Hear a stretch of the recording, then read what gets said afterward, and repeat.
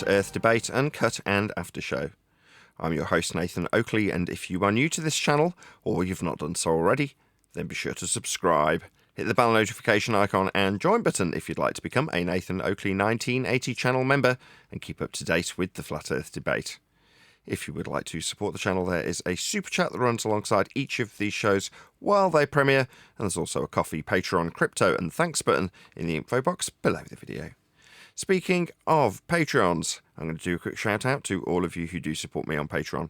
So, a massive shout of thanks and appreciation to Smith Tools and Purchase, Level Plain Poem, Vitali Z, Colton James, BG, Survive the Spin, FE Patriot, Thomas van der Zander, Gary Hughes, Measured Flat, Chris Wouters, Sea Level Cultist, Mitch Kennedy, Rod, The Name's Burley, Twadwazzle, Jason Hornsby, Christoph Fournier, Flat Earth Travolta, JMels24, Unimento, M, Iron26, Endless, Golden McKiernan, Retro Bill, Michael Kahn, John Kays, Patrick Gunnels, Banter, Hairy Blade, Mobile Max 777, Rob W, Dale West Watson, Unbelievable Productions, Blue Ridge Ranger, Abraham Mohammed, Skeptic 936, Texas Mike, Chow Young Cat, David Wayne Foster, and Dank. So another massive thank you to all of you for supporting me on Patreon. Now I will hand over to whoever is in the Flat Earth Debate Discord server and G+, so I can set up for today's live show. Say again? You guys celebrate Easter in across the pond? Didn't we invent Easter? I'm pretty sure we invented Easter, Neil. Of course. You invented everything. You know, I was talking about that yesterday. My wife had somebody over.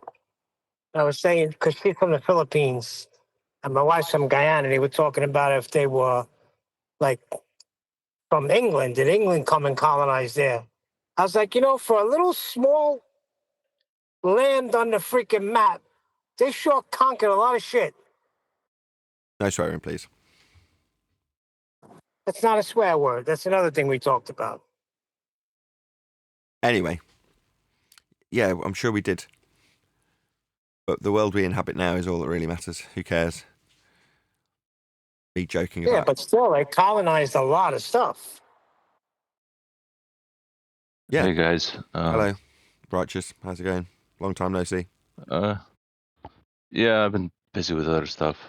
I heard before the weekend, and even like during the weekend, that there's a lot of use of the N-word. Can we like not use the N-word at all? Yeah, thanks, because it's skirting around the TOS. Yeah, thanks for that.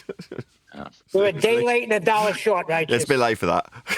Thanks for that. Right. Thanks anyway. But yeah, no worries. We won't say. I was going to say it just to break your chops, but I won't do it.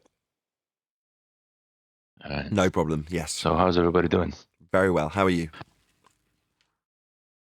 That's good to hear. This cracker over here is doing fine. Oh, let's not do that. Let's not use those terms either. Come on. Even for joking. But wait a second. I can't call myself. Well, technically, I'm Italian. And I'm not a cracker, so I guess. No, yeah. Clearly not, Neil. Righteous is coming in to tell us so. What do you reckon? Bloody hellfire. You guys gotta also realize it's for like the benefit of everybody else, right? Like, if this stuff is not enforced, other people get caught in the crossfire, and they'll lose their accounts too for just being on the server. We totally get it. Right. Just to let you know, it wasn't used in a bad way. Nathan kind of softened the blow. Thank you, Neil. Thank you. I've heard complaints, and I don't know exactly what was said, but there was complaints, and that word, I put two and two together, and I'm like, I don't want any of it. So. Totally understand. Yeah. Thank you for informing us. But yeah. Run along now. Excuse me? Run along now. Righteous runs this, you cheeky sod. Righteous knows I'm breaking his chops. He knows me by now. When we're getting in trouble, you don't... Oh, God. We'll have a word later, Neil. You don't poke the bear when we're getting in trouble. He's not a bear, number one, right? Think of him as the boss rather than the bear, and then we'll all get along nicely, okay? Today, Righteous is the boss. just respect him. Say yes, sir, and we'll all get along swimmingly. Okay? Yeah. Not yeah. Run along now. Not cheeky sod. Much obliged, Righteous. Thank you for informing us. It is, unfortunately, obvious now you're a bit late in the day, but you are doing your due diligence. I thank you for that. You've said it, right? No one can ever criticise you. No one will ever say that you haven't said it to me. You have. Hold on a second, because now I'm going to get pissed off. Because I don't like the use of the F word. And nobody ever comes and tells you, look, don't be using that word. Why? Because you won't get banned for using the F word? Neil, it's racially charged. Yeah? Associated with a protected group. Just get over it, eh? Yeah, we can move. No, I we know, can I change the understand subject. that, but I want it to be... We can change the subject. I mean, we don't gotta dwell on this. No, I don't mind at all. What was said. It's absolutely relevant, actually. I'm glad you brought it up. All I It's just wanted to Neil say can't was- control himself, unfortunately, while we're trying to have this discussion. I'm driving, sorry, go ahead.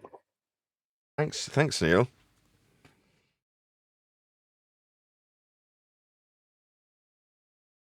No, it's absolutely relevant, Righteous, that we're having this discussion.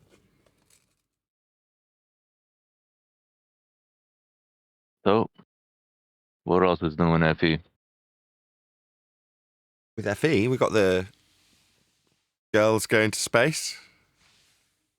That's still relevant to everybody, so I don't mind continuing covering. I thought it would be here today and gone tomorrow, like all the other spacey stuff. Like, there's a churn, isn't there, with space? They churn through more and more stuff continuously. So for me, seeing a couple of chicks going up, a couple of beautiful and empowered women going up with respect to a plane is fine by me. I can talk about their height above sea level. That's all good. But then I thought it'd be dead. Here we are about, 4 or 5 days later? And people are still talking about it. It's just they're not talking about it in the way I expected. So my wife approached me about it. Now, it's seldom that my wife talks to me about these related subjects. But in this instance, she did. And she asked me, what do you think of the space launch? And I approached her in the way I would tentatively broach these subjects with her if I was to bring them up with her, which is, well, I don't necessarily believe wholeheartedly what they're presenting to us. Words to that effect, weaselly, right? She's like, everyone thinks it's fake.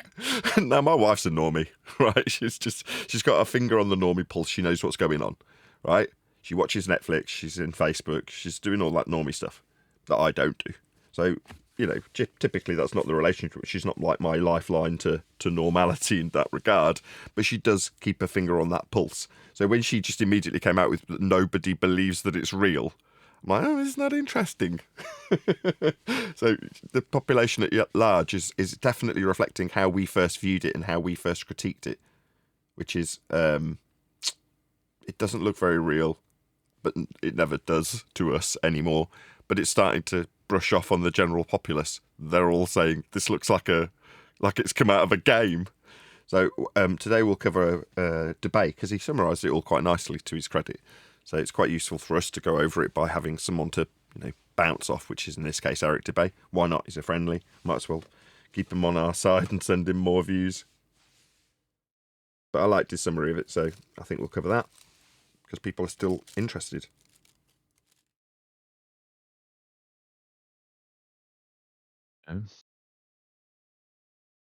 I've watched several people. I watched Banjo's summary of it, and he was pointing the same thing that I've just summarised in about a couple of minutes by going to various different normie YouTubers and TikTokers and showing that they're doing that. So it's good in a way because it meant that I could say it with confidence because I know it is the case, having checked today on Banjo's video. In other words, I can affirm it with other people's hard work. However, we won't be covering Banjo's video because that sentiment is all that's needed. Having it evidenced by Banjo is useful for me to be able to summarise that sentiment, but nothing more. So shout out to Banjo. Thank you for compiling all of those videos. It was very helpful for me to affirm that what my wife had told me was absolutely correct. and people notice that the general population at large has noticed just how fake it looks and are saying so, which is very amusing to me. It's like, to us, it's like, why is this still hanging around like a bad smell? Oh, because the rest of the world think it stinks too. It's not just us saying it and then it's forgotten about. I think that's amusing. Well, no comment. I'll leave it a no comment. But I am curious about the world catching up. So hearing news on that is interesting. That could be a flash in the pan. I wonder, the censorship I'm suffering, and I use that word intentionally, suffering, is more egregious currently than ever. Like really, really, really bad. You just don't find me on my stuff. YouTube have sort of put a big fat line through me currently. I don't know if that'll change, but at the moment, it's particularly egregious. Maybe they don't want people who are already scratching their heads finding me. They definitely don't want them finding me at the moment. That's just goes without saying. It's not even a question. I shouldn't be smiling about it, but I only smile because you know you're over the target, right? When you get this kind of flack.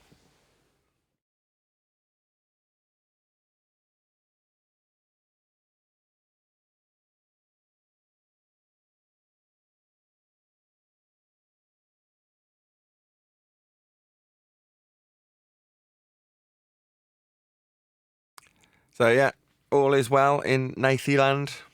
Hope all is well in Righteous Land. Yeah, I started putting the Bible studies that we have on Discord on YouTube, and they're gonna go alongside when I'm gonna also put individual videos too. But yeah, I just been focusing on just preaching the gospel and having fellowship, and I already do that like 3 times a week. So as a result, I'm a lot busier. So Fair enough. I also got to read and I got to study and so forth and so on. So that doesn't leave that much room for that many other things. So I just kind of look at the things like in Discord and stuff that I need to be looking at it from like a more distant approach, and rely on others to step it up, right? Oh, you've got a good team. Yeah. You've delegated everything effectively, so you don't need to concern yourself too much, right? Occasionally, like today, you've got to step in and have a word, which is fair enough. Right. Right. And when I'm gonna do like the solo videos, I'll come in and I'll take advantage of of knowing you, so I can plug in my video now and then. So why not? Good stuff. All right. I also got a place where I can record without distraction, right? The church, my local church, is letting me rent out a place where it's just me, and I have 0 distractions, and I can just go there. I can take some time to prepare.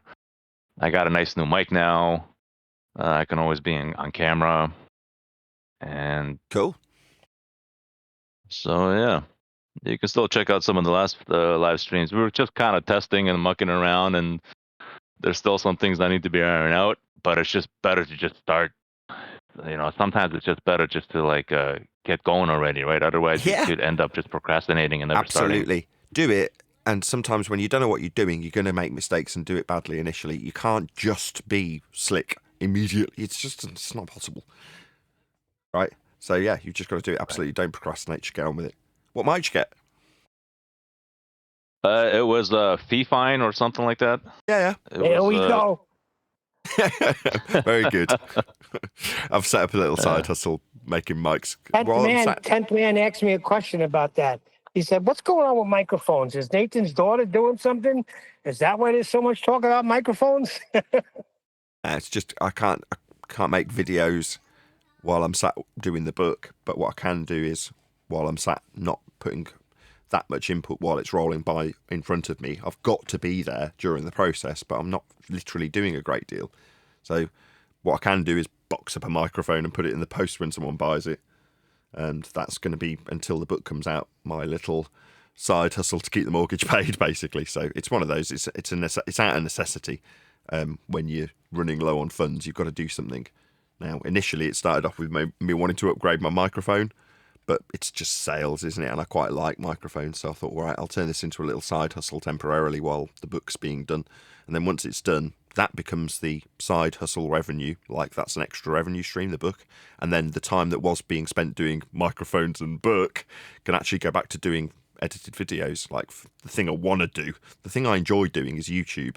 So everything else is, peripheral to that, if that's the right word, sideline to that, or aiming towards doing that permanently, because that's all I want to do permanently is this, i.e. the videography bit is the bit that I enjoy. The mic's just a means to an end, right? It's a tool for doing the videography. And a side hustle temporarily while I'm writing a book. So there you go. There's the full story of why I'm talking about microphones. If you see microphone videos, number one, I like technology. I like mics. I used to like audio equipment, high fidelity reproduction equipment previously, selling amplifiers to studios and people with lots of money. But in this case, it's recording, because that's now what I do for a living. So back in the day when I was a salesman, reproduction of audio was the product I was selling while I was out being a rep. So therefore, obviously, I enjoyed the product that I sold, and it's no different now. I use a mic on a daily basis to capture sound to produce a show. So therefore, it's something I've got an interest in. Therefore, I can turn that into a little sideline. Why wouldn't I? There's a few people in the comments that are quite nasty about it, like members. And you're like, why? Okay, I get it. You don't want to hear about mics. I totally understand. YouTube's smart enough now to separate out the videos and put them to different people. So you probably don't get offered them if you're a flat earther. So you don't have to watch them. Now, why am I doing them? So I can keep going. I can't just watch the revenue drop while I sit watching my book scroll by with people editing it for me, right? I can't sit and watch the revenue drop and keep doing YouTube videos. In other words, needs must, right? You've got to do something. So what do you lean back on? Well, whatever skill you have to generate money. For me, it's sales, marketing, purchasing, all of those things that I've done in the past. So that's what I'm doing, to keep the lights on, so that I can keep doing the videos. For anybody who's a bit like, I don't like this, I don't want you talking about mics. It's like, well, I don't want to talk about mics either, but I do want to keep the lights on and do the videos, because that's the fun bit. If you can keep the lights and mortgage paid with just the videos, that's like everyone's dream job. Not everyone's, but you know what I mean. A lot of people's dream job. Sometimes you can't.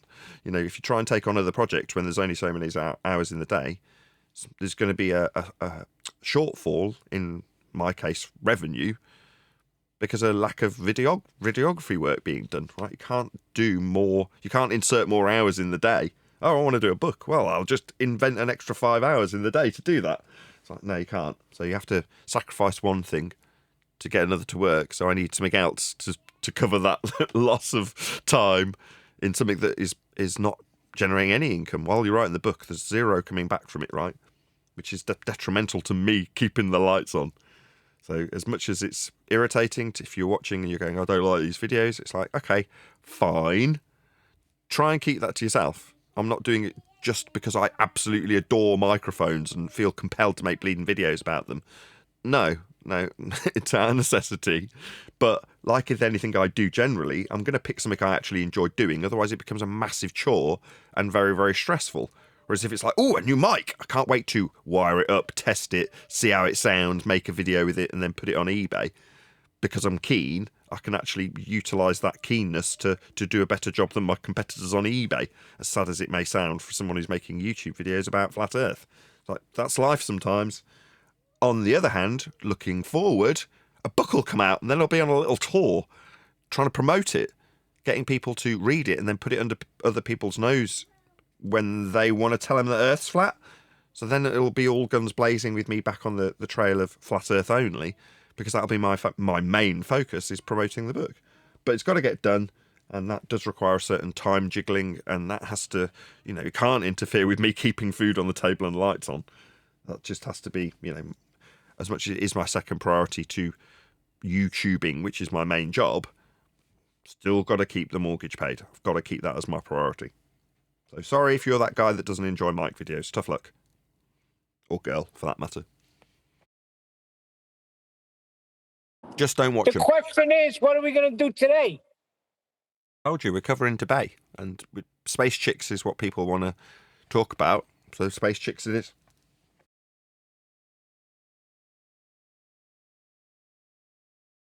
Yeah, everybody's saying it looks so fake. It's not real. So the world is catching up. Maybe.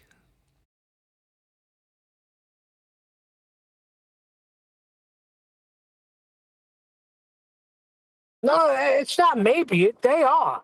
Like I said, we're not in a small little dark corner of the internet anymore.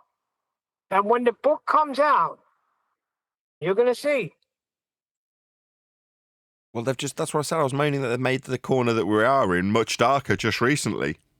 If it's connected to the SpaceX thing, then fair enough. I mean, maybe. Maybe they'll lift the kibosh once everyone forgets about it in a week's time. I don't know.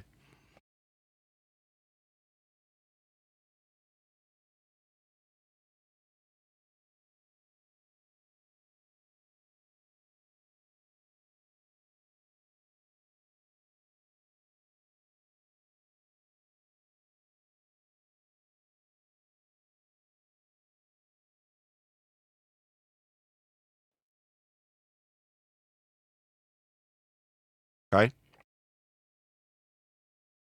Yeah, I was doing a delivery and I'm buzzing down this highway. And sure enough, I passed that. I was like, whoa, that was a turtle in the middle of the road. Now, week I failed because there was a turtle in the middle of the road. I was doing like 80, 70-mile-an-hour speed limit. So by the time I stopped, I was way too far to walk back. So I made a U-turn to go get him and give my guy some company. And just as I got there, so there was cars flying down the opposite way, right at the turtle. So I waved one off, but the second guy deliberately ran over the turtle. Son of a bitch. That's not nice. It's not. I could have saved him. I failed. But I saved yesterday's guy. He's a pretty big one. He's like twice the size of the one I got in my I got like this kiddie pool that I set up for them. I am their savior.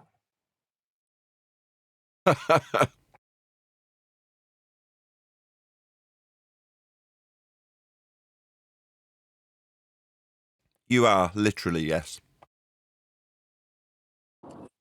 Yeah, because this one I go up to him yesterday. Now you gotta be careful because I don't know how to identify snap from box or whatever.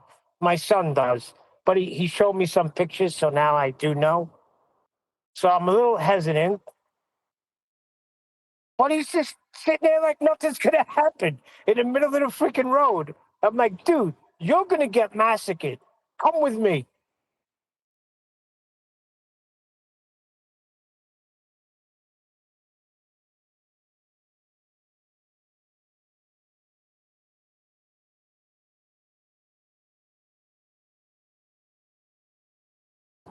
Now remember, you could tie that into flat Earth. Didn't they have like this turtle Earth type thing in the Feast of Nonsense? Isn't it Tolkien or someone like that? Turtles all the way down is some comment that some old lady made when she was asked about flat Earth. We were on the back of a turtle. Or what's underneath that? It's an infinite regress fallacy. Turtles all the way down.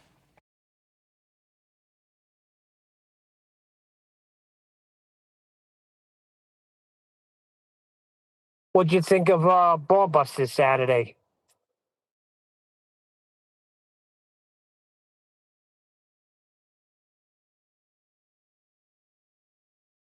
Most of it went over my head. All right, so I'm not alone then. No. I was picking up some stuff. Some stuff you do know from being around QE, but then like some of the stuff I was like, whoa.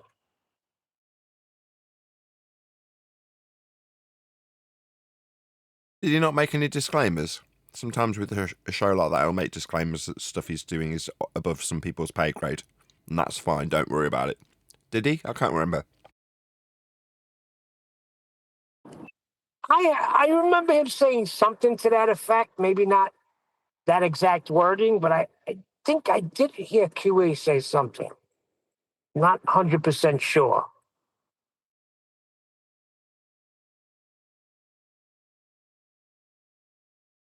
But I know that guy. I've seen him before. Years ago, I've seen him. Christians love him. You know why, right? Because he's a scientist, supposed, and he believes in Jesus as the savior. So now we got a scientist on our side. That's the only reason I like him. I mean, it's a show. If anybody would look into the scripture, they would come right against heliocentrism.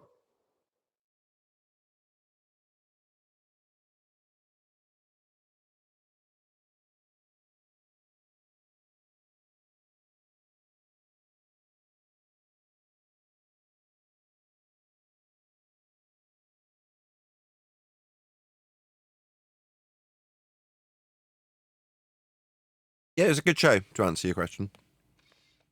I still enjoyed it, even when stuff's going over my head.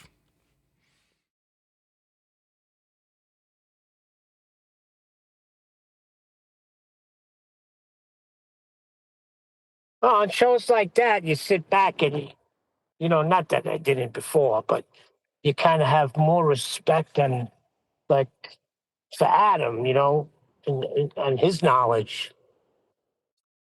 Like, oh, this guy's smart, knows a lot of stuff.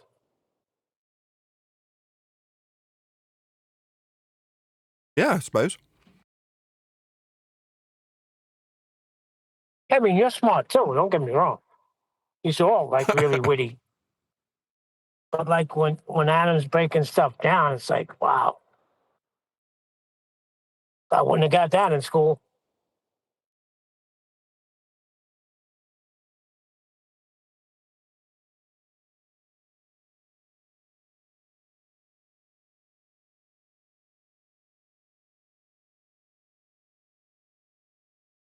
Yeah, it shows to me that we've got an exceptionally tight group in terms of who's got strengths in what regards. We've all got different strengths and weaknesses, but we've got some highly intellectual boffins as part of our group. Right? That's good. Got a well-rounded group. Yeah, we're buffing a racer at the top. Yeah.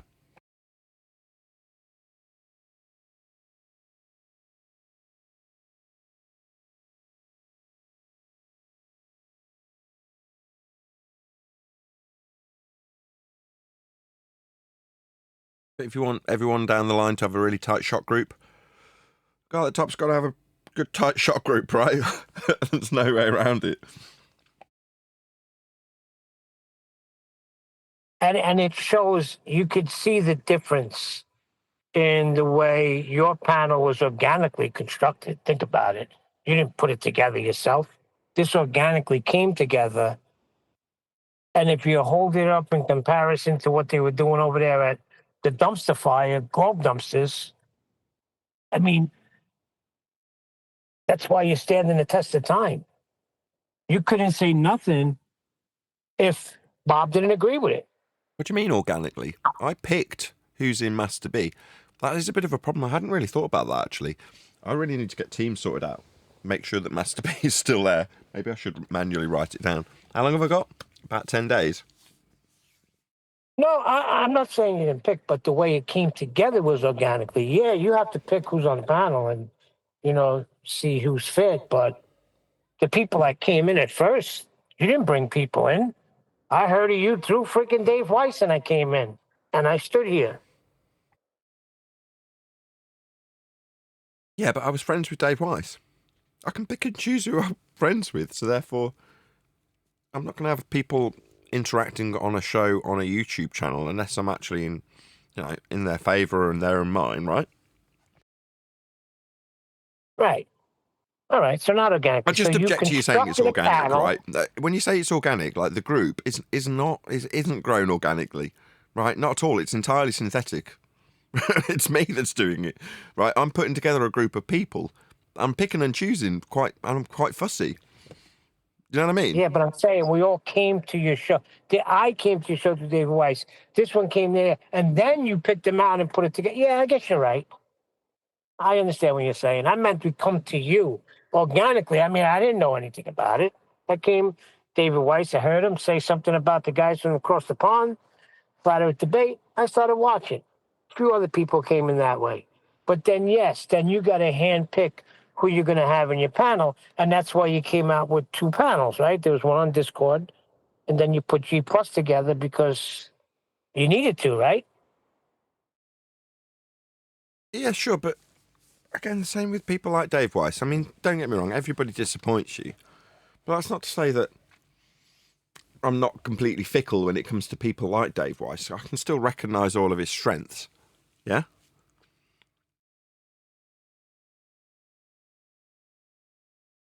No I response. struggled to find one. The only thing I give thanks to him was that he was smart enough to mention you that day where I heard it. Okay, well, whatever.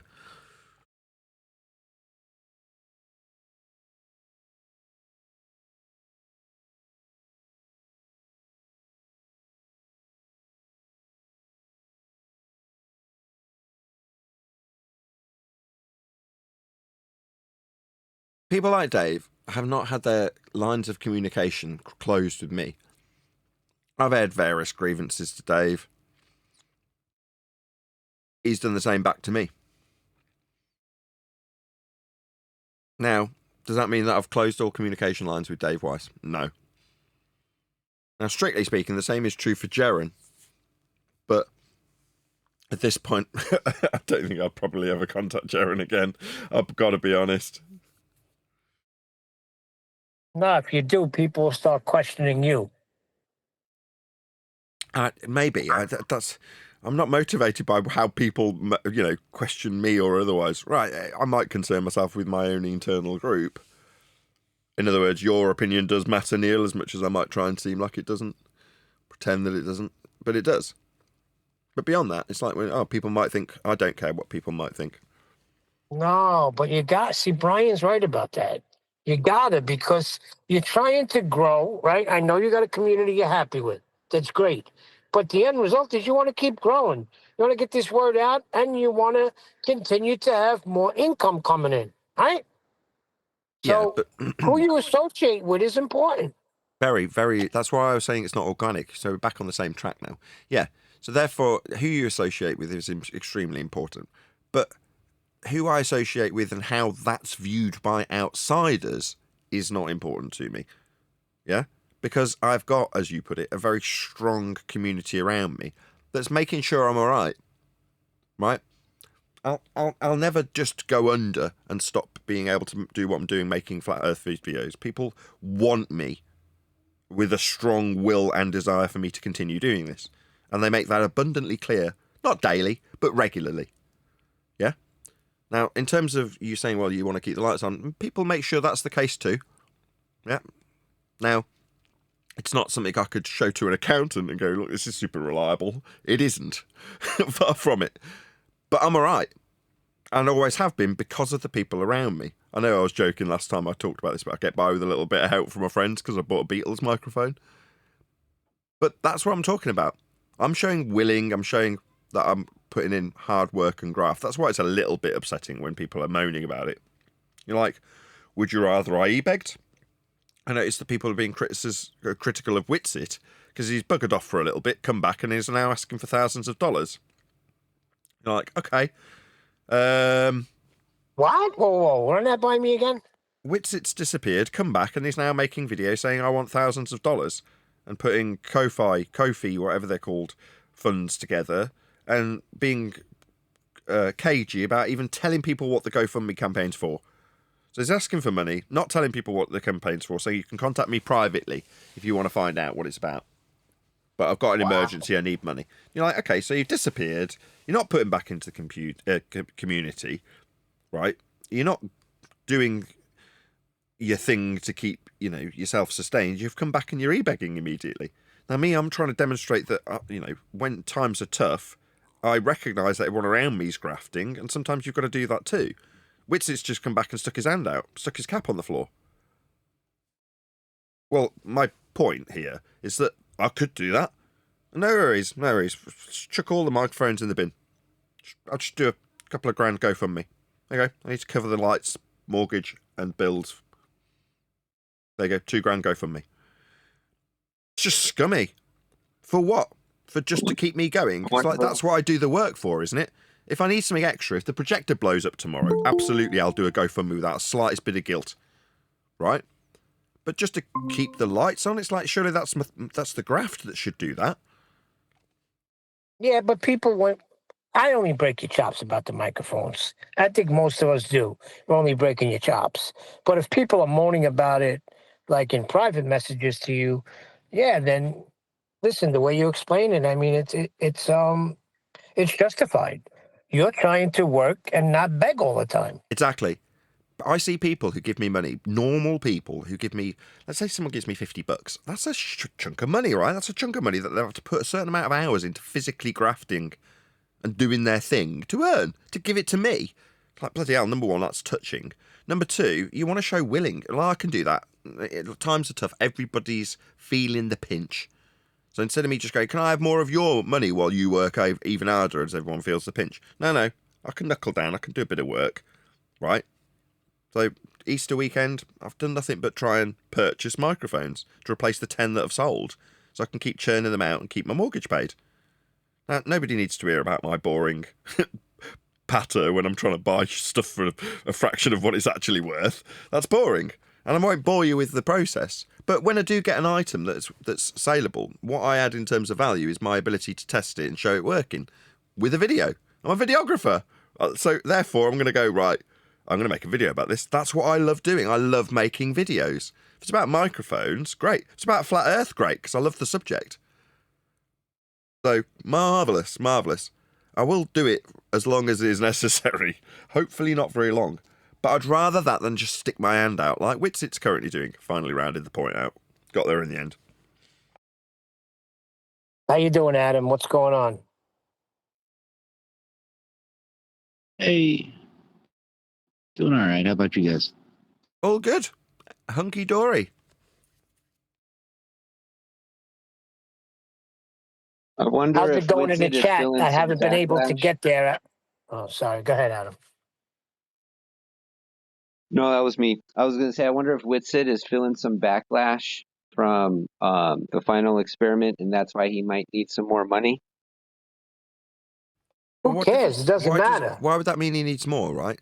What's he doing differently? He's not done anything. He's not producing any videos. He's not keeping his nose to the grindstone or whatever the metaphor is.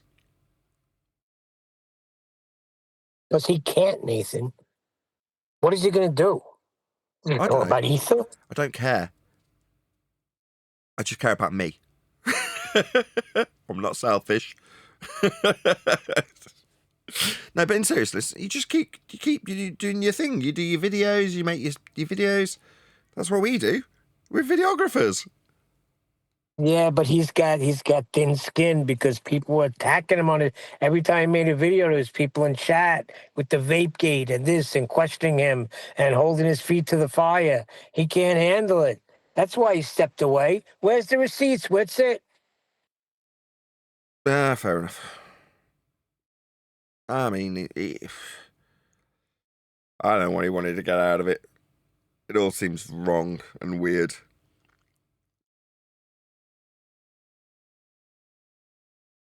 Oh, because like I said, their first priority. Well, not even. I don't know. It's not like their first priority, but their main concern. And that's going to be wrong too, because you're going to say, "Well, that's my main concern too, making money." That's not what I mean. But they didn't have flat Earth like we have it, like we present it.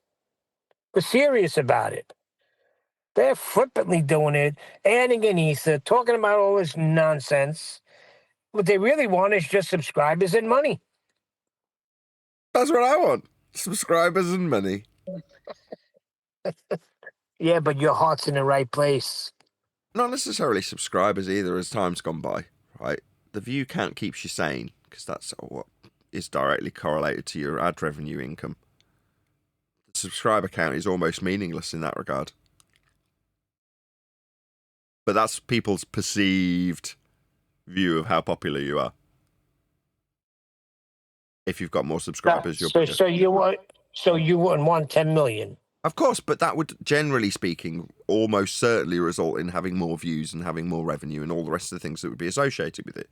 But it's not always correlated at this end of the scale. Below 1 million, yeah? Or let's say around about, you know, I don't know, whatever. Under 1 million subscribers, you can find that somebody who's got 300,000 subscribers might make less than somebody who's got 100,000 subscribers, depending on what they're doing. It's not necessarily correlated that at this lower end of the scale, a case in point would be Jaren versus myself. Jaren's perception that he puts out to the audience is, I'm more popular.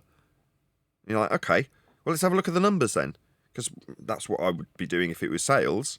And in this instance, the stats are no different. You can look at it in a different context because correlated to your sales, if you want to call them that in terms of ad revenue, impressions, is your clicks, and that you can look at in the stats for views, right? Not necessarily 100% related to what you'll end up earning, as I've just pointed out. The two could be drastically different at this lower end of the scale. Once you go past 1 million, you're just earning money from what you put out because you've got plenty of people to advertise it to. Therefore, it's just going to do generally quite well, or you will earn something from it. But there's going to be people out there that are at this lower end of the scale that might earn nothing because they're just not doing enough, even though they've got 50, 100,000 subscribers. They're just not doing any work. So they're not going to earn anything. That's my point. You've got to put the graft in. People are very fickle. YouTuber is, you're only as good as your last video. That is how it is, like in sales. Book, totally different. Book, that will last. That's got legs that will outlast me once it's done. Videos, they're here today, gone tomorrow, unfortunately. Now, knowing the nature of that, I can combat that. Okay, so my video's only got a 24-hour lifespan, if that, with my own audience, who are very dedicated, I might add. So I've got to keep churning them out then. Okay. But then you realise you've got no other hours in the day to do anything. So when you cut into those hours that you've got to be making videos in, suddenly your ad revenue drops, and you go, ah, dear. But when you compare it to someone like Jaren, who's got perceivably much more popularity because he's got 150,000 subscribers rather than my 20,000 when I was comparing them. But who's got more views? Me. Why? Because I recognise that I've got to keep an eye on how many views I'm getting. And when they dip, I'll do more work if I've got the time to do it. There obviously reaches a point where you can't do any more than you're doing. And I definitely reached and breached that quite some time ago. But because of that, keeping an eye on it, it meant that when Jaren comes up to me, he's like, I'm much more popular. Really? Let's have a look at your views. I've got more. Considerably more than you. More people have clicked on and watched my videos than have clicked on and watched yours. There is no other way to dice it. Those are the facts in the matter. You want to say you've got more popularity because the meaningless subs count's higher? All right, how much does your sub count pay you? So, yeah, popularity can be diced up in many different ways. The way that your amateur videographer tends to come and approach me is, look how well my last video did. It's got 3,000 views, and your last video's only got 1,000. Oh, really? What about the one the day before that, and the day before that, and the day before that, and the day before that, and the day before... Yeah, they've all got 1,000, haven't they? Yeah, that's right. You know what I mean? And they're all continually getting views after. One or two, when you've got 3,000 videos to your name, makes a difference, I absolutely assure you. And they're all ticking in little bits of views here and there every day, always. But to guys... Yeah, that's the problem. They don't take the whole picture view of it. They just look at one video and think they got it. Yeah, I get that regularly. Look how much better I'm doing than you. Hello, I've been here 10 years, paying the mortgage doing this. What are you talking about? Your last video got 3,000 views. Wow, amazing. How much did it pay you? $1? You need a lot of videos doing that to pay a mortgage. Or not, at the moment the case may be. Check out my eBay store.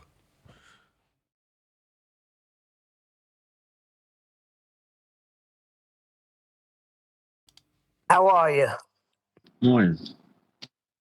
Good day, good day. I'm very well. How are you, Neil? Very well. Jolly good. Now, in the pre-show, I've been in a very misogynistic, sexist manner calling the recent events Chicks in Space, but I'll probably get told off for that. So I'll reuse different language and call it the Empowered Beautiful Ladies in Space. affair that we're currently dealing with. So, as I've discussed in the pre-show, my wife, who is pretty much a normie, approached me about my feelings on the Katy Perry and various others in space and what I thought about it. And my suggestion to her was that, well, I don't necessarily wholeheartedly get behind 100% of the narrative that's being presented. In other words, a very kind of even-handed, slightly weaselly, non-committal answer that alluded to the idea that I think it's all nonsense, but without necessarily saying it in such a blunt way. And almost before I'd finished, she was pointing out to me that everyone in mainstream normie world thinks it's fake, and they're not afraid to say it, which is quite amusing. So typically when these things come out, they disappear fairly quickly for us, right? We point out the nonsense in it, well, not necessarily us, but the stereotyped flat earther will point out the nonsense, and the anomaly hunters will get their teeth into it from the conspiracy side, if you want to call us that. But not the normies, right? They just watch it and they might moan about it being boring, which is what I pointed out with Dr. Grande's immediate response to it. Snoozy, boring, nonsense. That isn't particularly advantageous to anybody. Why is there such a big deal about it? Why are they potentially stealing valor was the other thing that was covered last time we got our teeth into this. But since then it's unfolded into society having a little gander at this stuff and going, hang on a minute, why does this look so shoddy? What gives? Why is this being faked? In other words, it's not just gone under the radar of your average normie. He or she is starting to actually pay attention and notice, from what I gather. Now, with that in mind, Eric Dubay did what I would call an exceptional summary. I will also do a honourable mention, or give an honourable mention to Flat Earth Banjo, because Banjo affirmed what my wife had said to me, which is to show all of the different clips from TikTok or YouTube and prove to me, not, beyond any reasonable doubt, but to the point where I'm happy to say it with a fair degree of confidence now, that is the case. Like, general normies are noticing how bad that fakery is from Bezos. I don't know if that's intentional. I don't know why that's happening now. And I don't see that we should be typically covering this beyond the day or so that its lifespan typically would have, because there'll be something else soon. But here we are, because of the normie recognition of it, and it's no different to how we would cover it, right? The normies are covering it how we would have covered it if we were to cover it, which is weird. So there we go. It's a weird turn of events. And for that reason, I've put a link to Eric Dubay's video, which we're going to be covering today, because it just so nicely summarises what I've just summarised in a video format with his reaction to it. So we're going to bounce off Eric Dubay today, and there is a link to Eric Dubay's video, Winging Its Way by, if I could speak, my live stream chat right now. So if you are in the live stream chat, I know we've only just started, there's only 20 or 30 people watching, 25 currently, heading on up. Good. Please do actually pop along, if you haven't seen it already, to Eric Dubay's video, which is called, should really know off the top of my head, Katy Perry kissed the ground and she liked it. A spin on I kissed a girl and I liked it, right? So there we go. So we're going to be covering that. Please do pop along. Oh, videos numbers are going up. 37 people watching, so there is a fair number of you to actually make it worth Eric Dubay's while in respect to getting a few extra views on his video. If you haven't watched it already, while I'm doing this call to action, please do pop along to Eric Dubay's video called Katy Perry kissed the ground, ... and she liked it. And just let him know, at Nathan Oakley 1980 sent me, really appreciated your very brief, because it's only a 5-minute video, summary of the Bezos and, what did I say, strong and empowered women in space coverage. So thank Eric Dubay for his coverage. And yeah, good. And just on a slight aside to this, for those of you who are leaving me messages saying that I'm the only one left, I'm like the only flat earth standing, there's a term for that. It's called wishful thinking. You know who you are. Anyway, any comments on this before we do actually get into it for realsies? Anybody seen this? Eric Dubay video, that is? It's not that you're the only one standing. It's the only one relevant standing that's speaking the language that we are speaking. Nah, that's not what people are saying to me. They're saying, look, this person's gone, that person's gone, you're the only one standing. You're like, giving me half a dozen examples of shilly-type flat earthers that have always been a bit of a pain in the arse to begin with, that we've often opposed, disappearing. and then saying I'm the only one left, you're like, I'm going to go with no. Although it is particularly egregious, the level of censorship that this channel is currently under. So if you are in the live stream chat, there's just under 50 people watching. Please do smash the share button for this show. It's all well and good me sending you to Eric. He's doing all right with the numbers. I'm doing terribly, got to be honest. So yeah, it's particularly egregious, the level of censorship currently bestowed upon Flat Earth Debate and indeed the Nathan Oakley 1980 and Nathan Oakley channels, respectively. So please do share this show. There is only one share button that you need to click twice. A couple of smashes of that click on your mouse and you'll get the show out to your favourite social media platform, be it Bebo or MySpace or the outgoing Skype, whatever it is you use. But please share the show. Hopefully we can get 100 people watching. And I think the reason for the egregious censorship of this channel currently, more egregious than ever, I might add, is because of this. Is because of the nonsense that the general public is recognising. Maybe they kind of knew that this would prick a lot of... There's nothing on screen. I'll go back to the beginning in a second when I'm finished talking about it. Just there's something on screen. We'll have the penis rocket on. Do you think this looks real? No. But yeah, I think it's because there's so many people asking that question from the normal public. And if they do happen to find me because they haven't put the complete kibosh on the channel, then they'll hear me talking about flat earth measurements and Neil saying the N-word, you know, things like that. Anyway, should we get into it?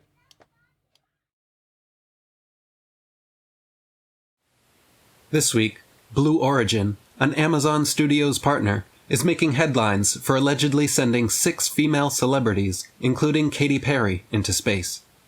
Unfortunately for Jeff Bezos, and thankfully for the rest of humanity, the masses are finally starting to see through these fake space shenanigans, and even mainstream media sources are pointing out obvious anomalies with the new footage. To begin with, pay close... Anybody notice that there was a towel there? I just noticed that somebody had put a towel down ready for her to kneel and kiss the ground, like it was already preordained. They knew she was going to do it. They didn't want her to have dirty knees when she stood up for the cameras, so they put a towel down for her. Close attention to this circumcised phallic rocket ship. Yeah, right on. Nobody's mentioned it. I did, and so did Adam, and we mentioned it last time we covered Bezos missions about a year and a half ago. But the feather is also just a subliminal dick. And how strange the video appears, even at a casual glance. Yeah, it does. That was the first thing I said also. I'll just back him. It looks like it's come out of a computer. It looks rendered. Because it probably is. The rocket is very crisp, compared to the background, appearing superimposed, while the fire beneath the rocket contrastingly looks very low definition, making a muddled video that looks like something straight out of AI or an Unreal Engine video game. The entire trip, from launch to landing, lasted only 11 minutes, supposedly sending the celebrities... He says only. Right, I had to scrub through it when we covered it last because I found it so intensely boring. And again, I noted that Dr. Grande, he keeps being my example because he was the first to react to it in my subscription feeds. And he was like, Snoozeville, boring. You're like, 11 minutes? Yeah, 11 minutes too much. It's just utter boring. And again, last time we covered this on Friday, I think it was, I was talking about The Simpsons in the 90s. You know, a mathematician, a statistician, and another mathematician. And Bart and Homer are fighting to get the batteries back in the remote to change the channel so they'd have to watch another boring space launch. And that's kind of how I felt about this when we were covering it. I was grateful that we could scrub through it. So as much as Eric Dubay is like, oh, it's only 11 minutes, you're like, seemed like an eternity to me. Is 350,000 feet high. Even off surface level, Eric. Yeah, that's something you need to start getting up to date with the flat Earth debate, Eric. You need to start pointing out where they're measuring a flat Earth. All roads lead back to a flat Earth, and in this case, they're utilising their height off surface level, their measured height off sea level, to describe a curved horizon through fisheye lenses Eric Dubay is going to get into. It's like, where does the measurements come from? You've just dictated it to us in the video. If you're going to give a feet off the ground, you should point out that it's a measurement off surface level. Flat Earth requirement, it's a prerequisite for this measurement. Mainstream sources have reported how the zero-G effect experienced for about 3 minutes of their journey is not the result of the women being in so-called microgravity, but there is no such thing as being in microgravity. Orbital motion, to be in this perpetual falling around a sphere, is a description in mathematics. A description that gives you the heliocentric motion that's only ever mathematically capable of being described from within a sphere. So if I just go to this, let's put this on screen. This is where you will describe heliocentric orbital motion from. Where I'm pointing my mouse is the centre of hell. Whenever you look at the line that the ball Earth that's claimed mathematically to be moving around the sun moves along, that line goes through the middle of the ball. It's because the angles that are utilised mathematically when measured off a flat surface become this point in the centre of the ball to give you the reifiable heliocentric motion that gives you 0g. It isn't a reality that's possible beyond the maths. It's not capable of reification because to be moving in an orbital motion, you must describe it from within the ball. This is for Eric. I want Eric on our side. Yeah, I'm definitely not the last man standing, but Eric's definitely on my list like it previously was Jaren. Now, I've got absolutely no in whatsoever with Eric. But when he's talking about heights off sea level and orbital motion, he needs to know these things are flat Earth proofs. As his numbers whiz up and up and up. 22,000 views in the last 22 hours. Good for him. I'm extremely jealous. This is a guy on my side, right? Eric Dubay's like us. Here's where I don't mind stereotyping. By association. rather happens the same way a parabolic 0G airplane flight creates a free-floating atmosphere. As the plane or rocket approaches its peak altitude, during its peak, and for some time afterwards, this weightless effect is achieved because the passengers inside are essentially free-falling at the same speed as the craft, while Yeah, very dangerous. I remember Dilly Gill covering it, where they can extend the 0G parabolic manoeuvre to fake the ISS and various other things that they had back in the 90s with this technique being used extensively before NASA. They've got a lot more lazy and a lot more low budget, and they'll just stick them straight on high wire without the terrible and expensive need to stick a rocket up. But when they do these 0G manoeuvres on the Vomit Comet, or in this case on Bezos' piece of crap that probably didn't even go up, right? If it is to be taken as read that they did do this manoeuvre and fall through a parabolic arc, therefore creating an impression of weightlessness, then that would be but for the fact that they've described their height in the parabolic manoeuvre with respect to a plane, that they've got their height off, so they don't crash into the ground when they pull up. Not that Bezos did that, but the parabolic manoeuvres in the 0G Comet, they require a surface level to measure, so they don't crash into the ground. Yeah? That's how it's measured. It's not measured with a great big 8 inches per mile cavity opening up ahead of the plane, obviously, because that would give them a lot more wiggle room for manoeuvring in this pretend 0G parabolic manoeuvre. No, they're measuring the height of the plane when they do the manoeuvre with respect to surface level. Like all planes. Like we'd show in the black box data, flat earth proof, whenever you mention an aeroplane. Just want to get all of the absolutely unequivocal flat earth prerequisites and proof tagged onto Eric Dubay's video. Please let Eric Dubay know at Nathan Oakley 1980 sent me, because as far as I'm concerned, he's missing the ball. Is fumbling the ball the correct term when there's the ball slipping through his fingers? There's flat earth proof on the table and it's not getting mentioned. Is fumbling the ball the right analogy? What's the word? Metaphor. Dropping the ball. Yeah, you could say fumbling the ball or dropping the ball. It's just like there's meat on the bone. I don't want to be too critical of Eric Dubay, you know, all hail Eric Dubay and all that crap. But by the same token, I do want Eric Dubay to mention this stuff. If he's going to talk about heights above surface level, parabolic manoeuvres, and orbital motion, there's plenty of flat Earth meat in there, isn't there? Should all get mentioned. Am I wrong to be this hypercritical? Am I being hypercritical? Why am I second guessing No, myself? he's got to get on the same page. He has to start chanting from the same page. I mean, he doesn't have to do anything, but it's just, if I was Eric Dubay, I'd if the stuff that could have a flat Earth proof directly tied to it, that's unequivocal and cannot be argued with, it's like, what are they going to say? No, we're not measuring our height off surface level. Yeah, they are. That's in all of the reports. They need a flat Earth just as much as we do, because that's how Earth's measured. But if it doesn't get pointed out, then nobody will know. So, you know. Right. You started this campaign saying, want to get everybody singing from the same hymn sheet because it is absolutely a flat Earth proof and indisputable. Yeah, they're using it. So why not point out, well, in order for you to describe your elevation, to describe parabolic maneuvers, to not crash into the ground, or mathematically reify an orbital motion, you need to measure a flat Earth. While enclosed.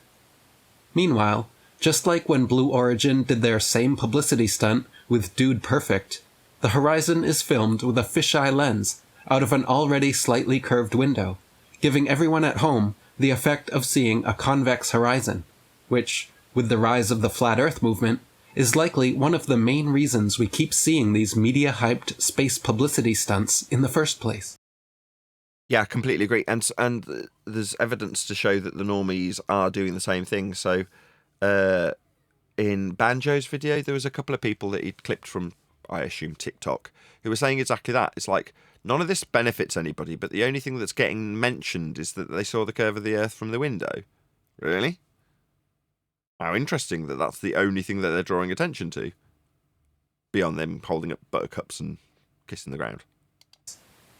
When the capsule finally lands, it hits with a very jarring impact, kicking up huge clouds of dust, which the announcer casually glosses over, claiming to be a, quote, soft landing. Rather than having ambulances and medical personnel close by, instead it's just Jeff Bezos and a film crew standing around. We are kind of covering feast and nonsense in this regard, right? He hasn't been to a second law of thermodynamics violation sky vacuum. The area above their head that was black is claimed to be a vacuum. Well, all of the gas they're looking down upon, if it's claimed to be real and you take it as read, would dissipate into that area of volume if you accept the narrative of a sky vacuum that they're travelling to. Doesn't matter how close they get to it, this vacuum is described from surface level that's flat. When they go up at altitude, flat Earth proof. Let's get that out of the way. They're measuring a flat Earth. Okie dokie. When they go to a area that violates the second law of thermodynamics, a violating second law of thermodynamics sky vacuum doesn't exist. So they just went up, if you take it as read. But the rest of it, you can keep. This door nonsense, who cares? This is so we talk about the stuff on the ground. So we don't talk about how fake the stuff in the sky was. We talk about how fake the stuff on the ground was. Around waving at them through the windows. Note that these women are wearing slim, sleek suits with no helmets, and one of them, Gail King, is 70 years old. Why do they need to be in a container? What's with this? Why have they got this white stuff? Like a capsule, I think they called it. Do they call it capsule? The thing that looks like the head of a penis. The thing that they're floating around in, the bell. Yeah? Why do they need it at all? Right? Why do they need this? Is it so that the gas that they're all breathing, this yummy, yummy air that they're floating around in, doesn't escape into this black area they're alleging is a 10 to the minus 17 torr sky vacuum? Is that why they're in a capsule? Yeah, if that was the case, that you've got this ever-expanding vacuum going off into infinity, then the gas, this stuff here, would dissipate instantly into that area of volume if it was a sky vacuum at 10 to the minus 17 torr. We can just see it through this window in this bullshit narrative where there's a space called outer space that's claimed to be a vacuum. Garbage. Yeah, in the same way, if it was real, they would also, need this capsule to keep the gas inside them? Yes, so would the ground below them. Gas would disperse into the 10 to the minus 17 torr vacuum if the narrative of a sky vacuum is to be believed. But if we question the door, we're not questioning the sky vacuum. While waiting for the right moment to open the pressure-sealed hatch, one of the passengers... The what sealed? Pressure sealed? Yeah, that's the point, isn't it? So it's got to be sealed so that the gas in the narrative doesn't escape from this penis-shaped capsule. Okie dokie. What about the gas they're looking down on? From the capsule, if you take it as read, they went up there. Is that all cool and cushy, not dispersing into the outer space sky vacuum? No, that's a straight-up violation of the second law of thermodynamics. Entropic dispersion in this instance. Gas fills space. Where did they go? Oh, space? Why do they need a capsule? Yeah, to keep the pressure in. But the gas below's all good, it don't need that. Then makes the huge blunder of opening the capsule's flimsy door all by themselves. Why does it need a door? To keep the gas in? What about what was out the window? Second law of thermodynamics violating gas not filling space? Let's worry about the door. Jeff Bezos and his female partner outside the capsule Who cares? The outer space sky vacuum is fake. see this and immediately shut the door. That's why we're lingering on this. Yeah? This is where they want us focused, on the ground. Not in the fake Narnian area above our heads they say that they can travel through to get to the moon and stuff. No, best that we focus our attention to what's happening on the ground. Yeah? That's what magicians do. Don't look at what's going on in the right hand. Look at what's going on. Look, I'm waving this handkerchief in front of you. And people are like, oh, maybe they didn't know they were live. No, it's a comedy of errors, so you critique what's happening on the ground. So you don't look at the sky vacuum violating the second law of thermodynamics, the black area that the gas isn't filling. You worry about the pressurized door opening on the ground. What happens if they opened it in space? Would the gas in the capsule all have leaked out into the space? Oh, but the gas below them won't, right? The gas below them won't leak out, but they need a door to stop the gas they're breathing in the capsule leaking out. I see. Yeah, that makes no frigging sense, does it? You need a container for gas pressure. Let's all worry about the door on the ground. Telling the women to wait inside, and can be seen laughing and grinning ear to ear afterwards due to their flubbed exit. Once the embarrassment wears off, Jeff then uses his special metal tool, supposedly needed to open the hatch, which limply opens inwards like an old screen door. Compare this to actual pressurized seals, which generally open outwards from the outside, not inwards from the inside, and require some... Why have we got pressurized doors at all? Should we not point out that the whole point of having these doors pressurized, sealed, against pressure, is so that the gas doesn't vacate into the space? But they're looking down on gas that isn't filling space. Yeah? That's the point of this, isn't it? Don't look at what the left hand's doing. This is a metaphorical handkerchief being waved in your face, so you don't look at what the other hand's doing. serious strength to open. Once the women step out, each of them gives the most disingenuous, cringeworthy, girl power speeches, holding back fake tears, calling themselves astronauts, I think they're all very brave. and acting like they have done something wonderful for feminism and women transformers in general. Katy Perry kisses the ground and repeats how she feels so connected to love now, while Amanda Wynn talks about how healing the trip apparently was for her. For those aware of how the secret societies behind this space fakery use numerology and symbolism to communicate, the numbers and symbols for this mission are clear to see as well. Yeah, but in their symbology, they want you to believe that there's an area 10 to the minus 17 tour where the stars reside that you could travel to. That's the whole point. It's right there on the patch. So let's talk about whether or not it looks like Baphomet. Now let's talk about the sky vacuum on the patch. So they're pretending to go to this bit. Go ahead. Nathan, he's latching on to everything we're not supposed to latch on to. What's going on? I think, but we can only help point out to Eric Dubay where there's flat earth proof that he's missed. Or let's just not say he's missed it. Let's say he's left it on the table. And that there is, absolutely without question, the assertion that there's a sky vacuum above our heads. But we need to worry about the pressurized containers and how they function on the ground, rather than the fact that if they're up in a sky vacuum and the gas-filled space, therefore we need a door. Where's the door around all the gas we're breathing?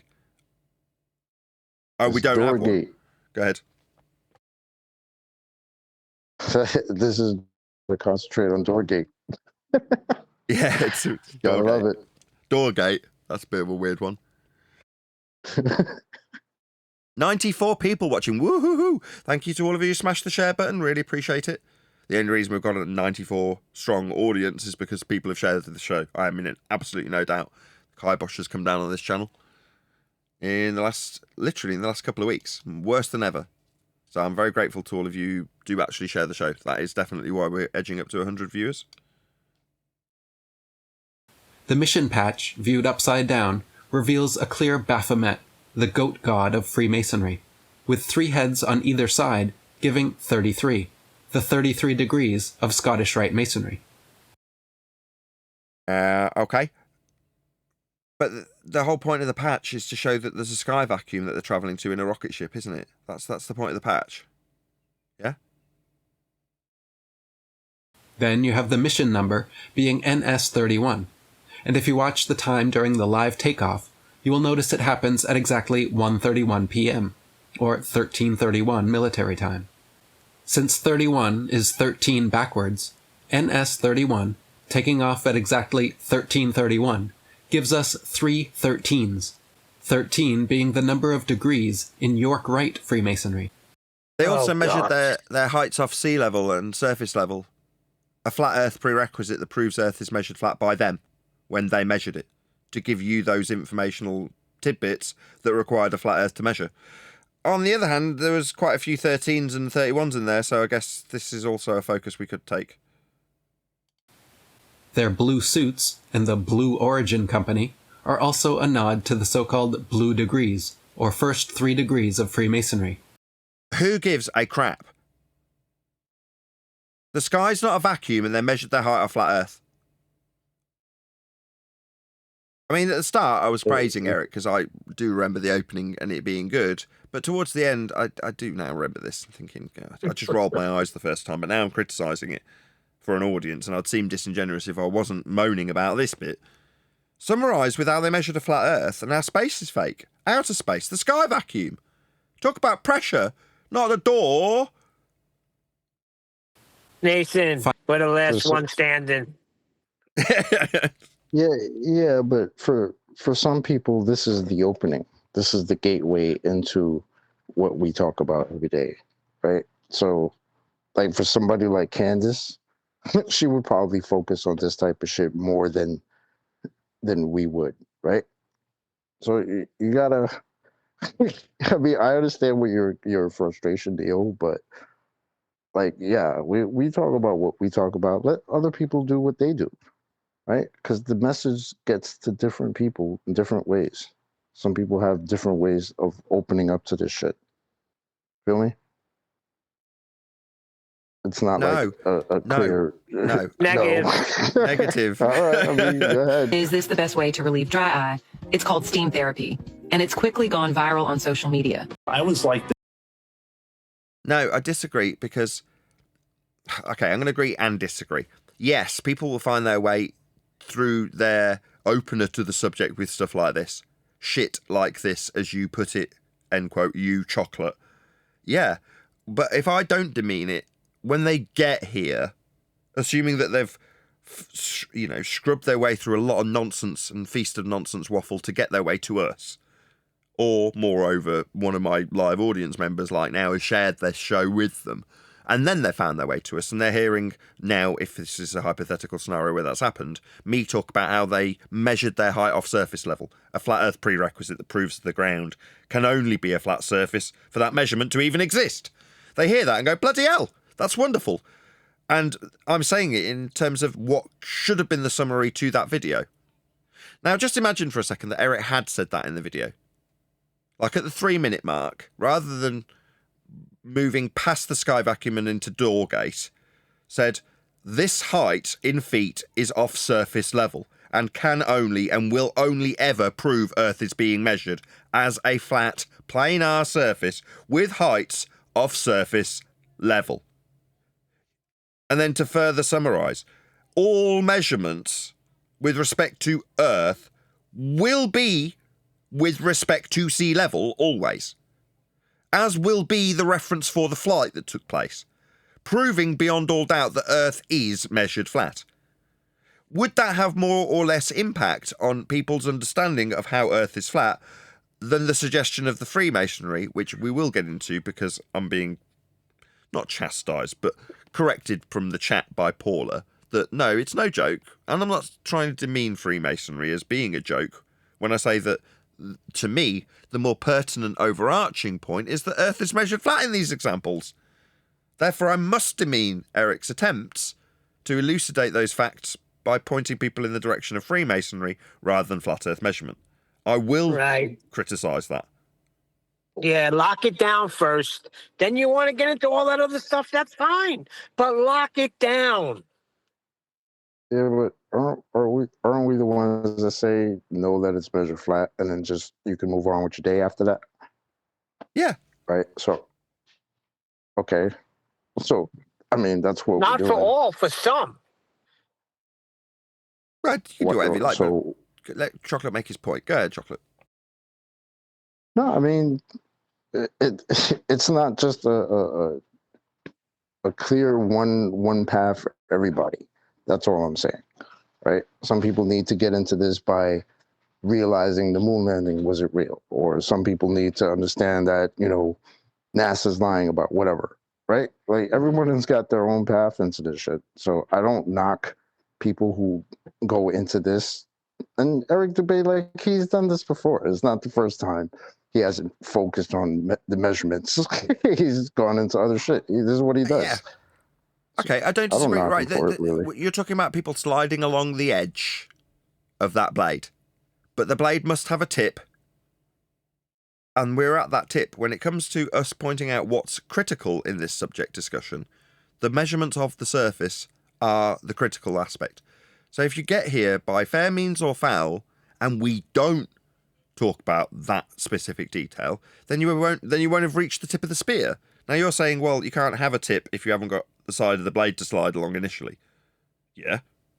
Why can't it all be the tip?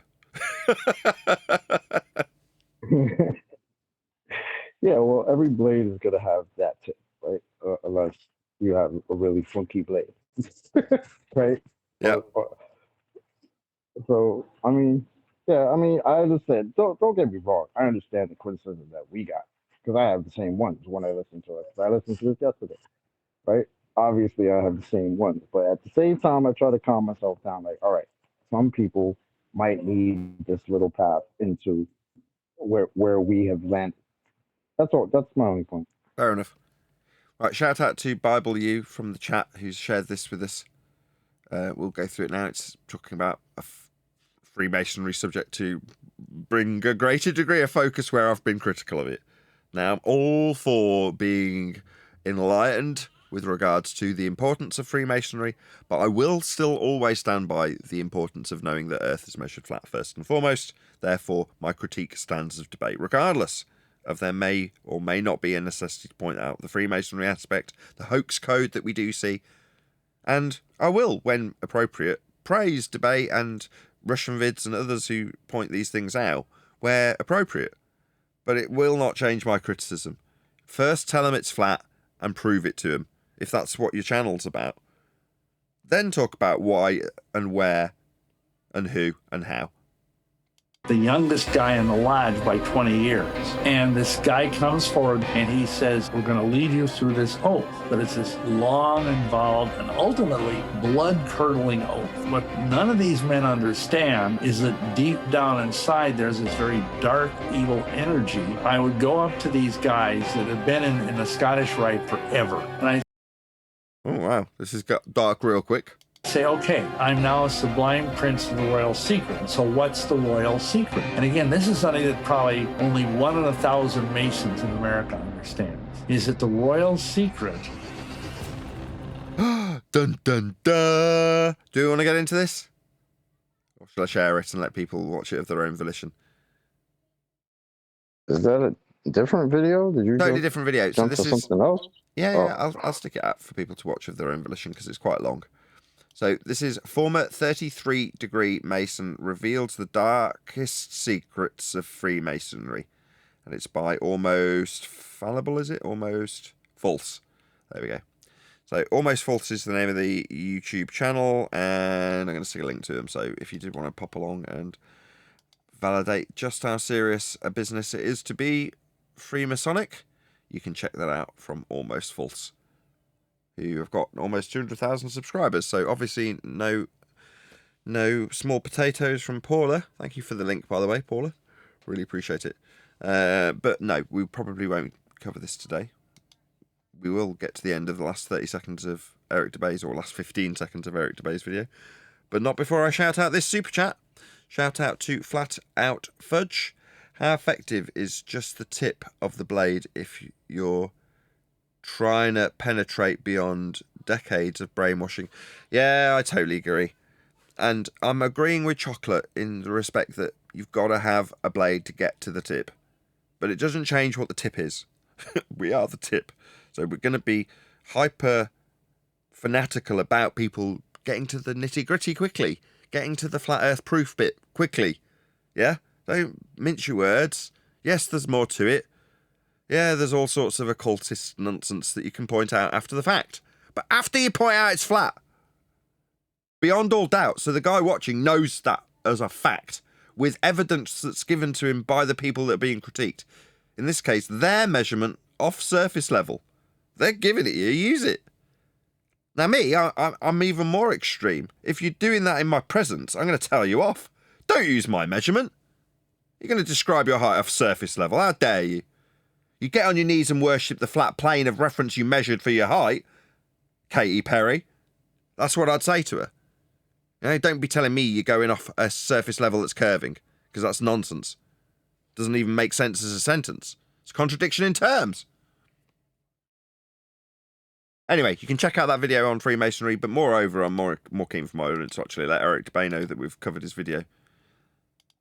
I don't want the lasting taste for Eric Dubay to be that we just don't want him to talk about Freemasonry, because that is not the case, hence me sharing Paula's video immediately that she suggested from the chat.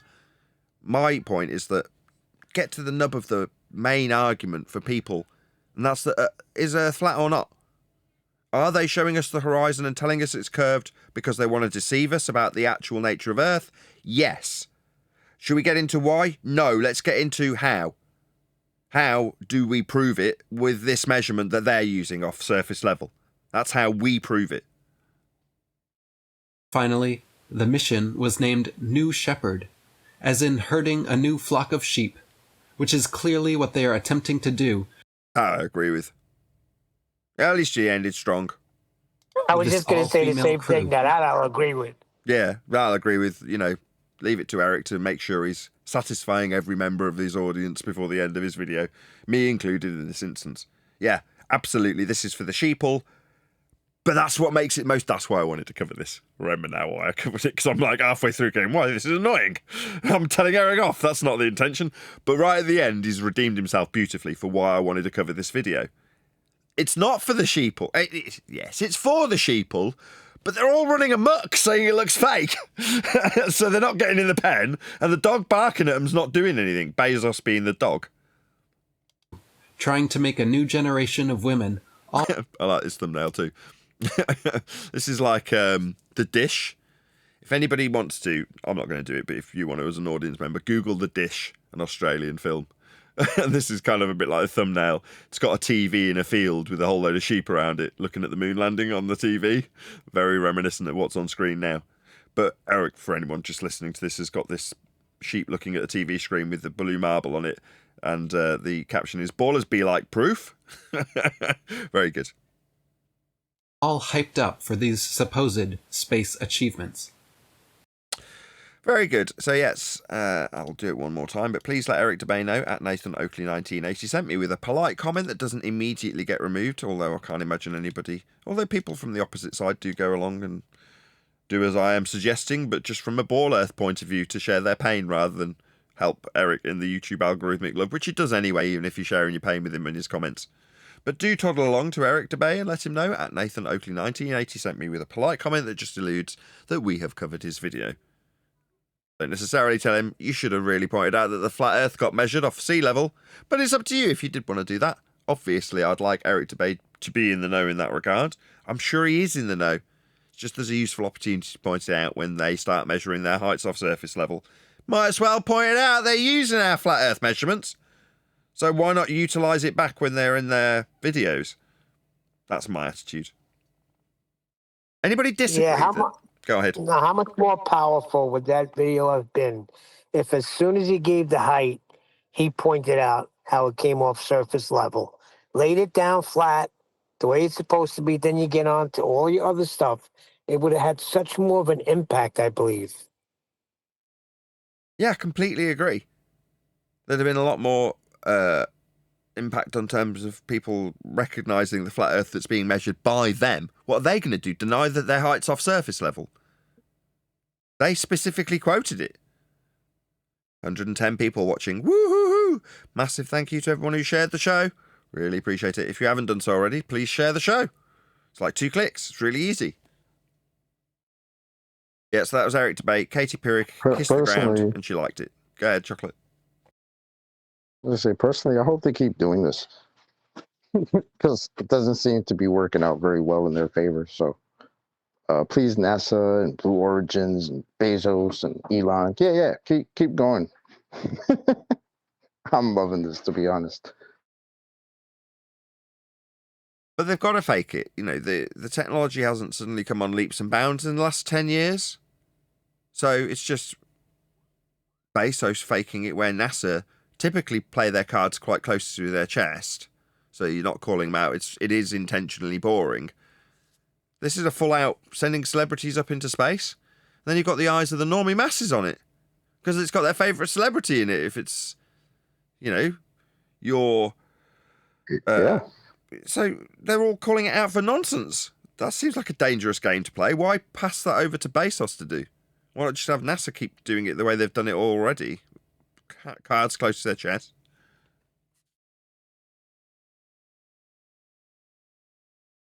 It's rhetorical. There isn't really an answer. But it does directly make people start to question NASA. Or if Bezos is faking it, why wouldn't they just do the same at NASA? Again, another sentiment from one of the videographers picked out by Banjo.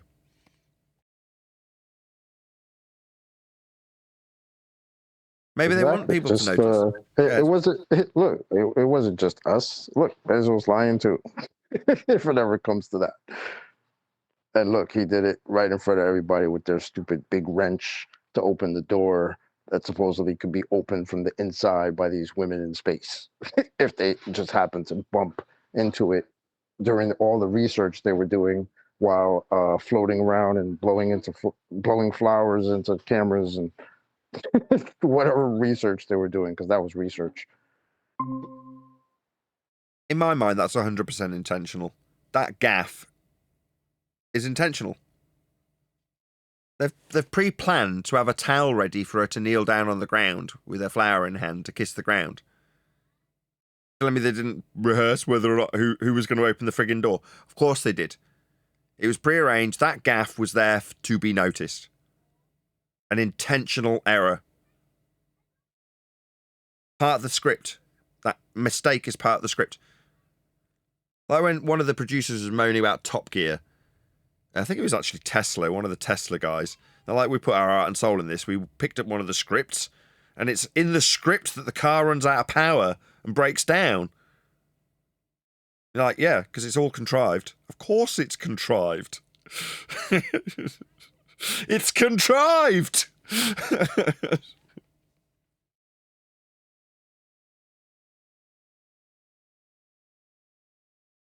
But anyway, that's what they want us to focus on. That's what people are focusing on.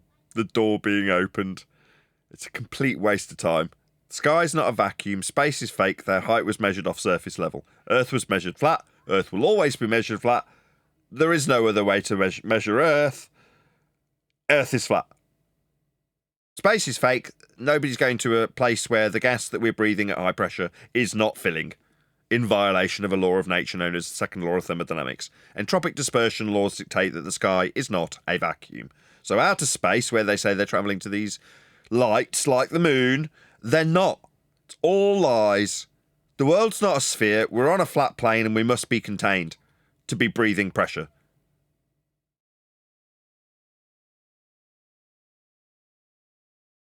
Oh, I'm glad we cleared all that up.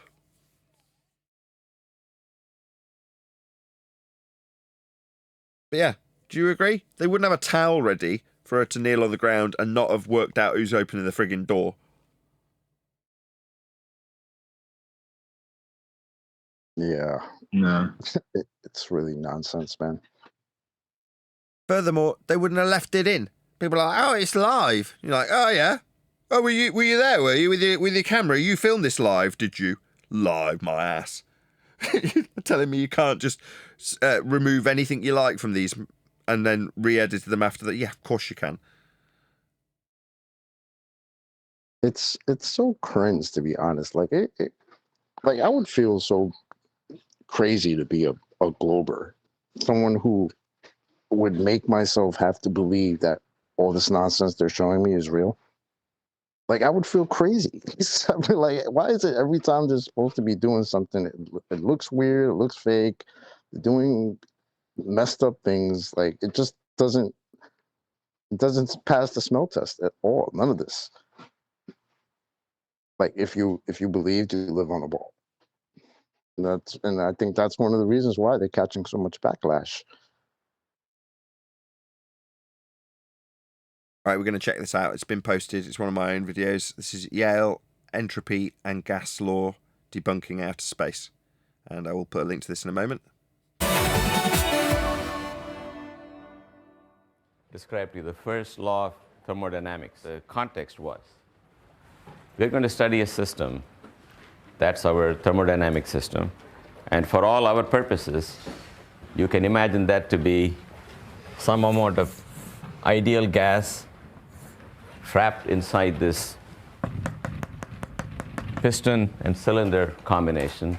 The gas has a certain pressure and a certain volume, and we represent that by a point in this diagram. That defines the state. That's called the state of the gas. We want to look at bulk macroscopic properties, of which pressure and volume is a complete pair. That's all you need. I think I reminded you that you don't need a third axis for temperature, because we have this equation, PV equals nRT. So if you know P and V, you don't need temperature as another variable. That's called the equation of state. You can use this all the time. Whenever the gas has got a pressure and volume, feel free to use PV equals nRT. Whenever the gas has got a pressure and volume. Okay. I take a box and I put some gas molecules on one side, and there's a partition holding them in that side. Then I remove this partition and I wait a little bit, then I know the gas fills up. Let's just go through that. So we take a gas at pressure. Yeah, like we're breathing, ladies and gentlemen. We are breathing this example. We are at high pressure. What's around this gas for this description of a gas at high pressure? Oh, it's a container. And how do we have this area next to it? What is described by this professor as a vacuum? Obviously, separated by a barrier, as he described. Yet you will also need a container. But what's that? In the world that Katy Perry went up to an area above our head where this exists next to that. No, that does not happen. If there's no barrier, the gas fills the space. That is to say that if there was a sky vacuum without containment, then the gas you are currently breathing would disperse into the volume. Equally. It would disperse and we'd have no gas to breathe. Oh, go ahead. Or to quote the other video that we've played before, it would fill the available volume. I love how he says that. Yeah.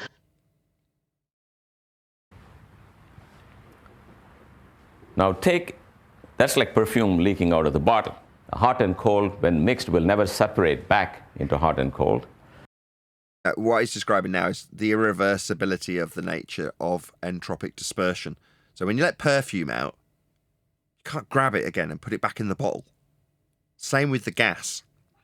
If the sky was a vacuum, then the first particle of gas would be like the perfume. It would come out of the ground, dissipate into the sky vacuum to never return.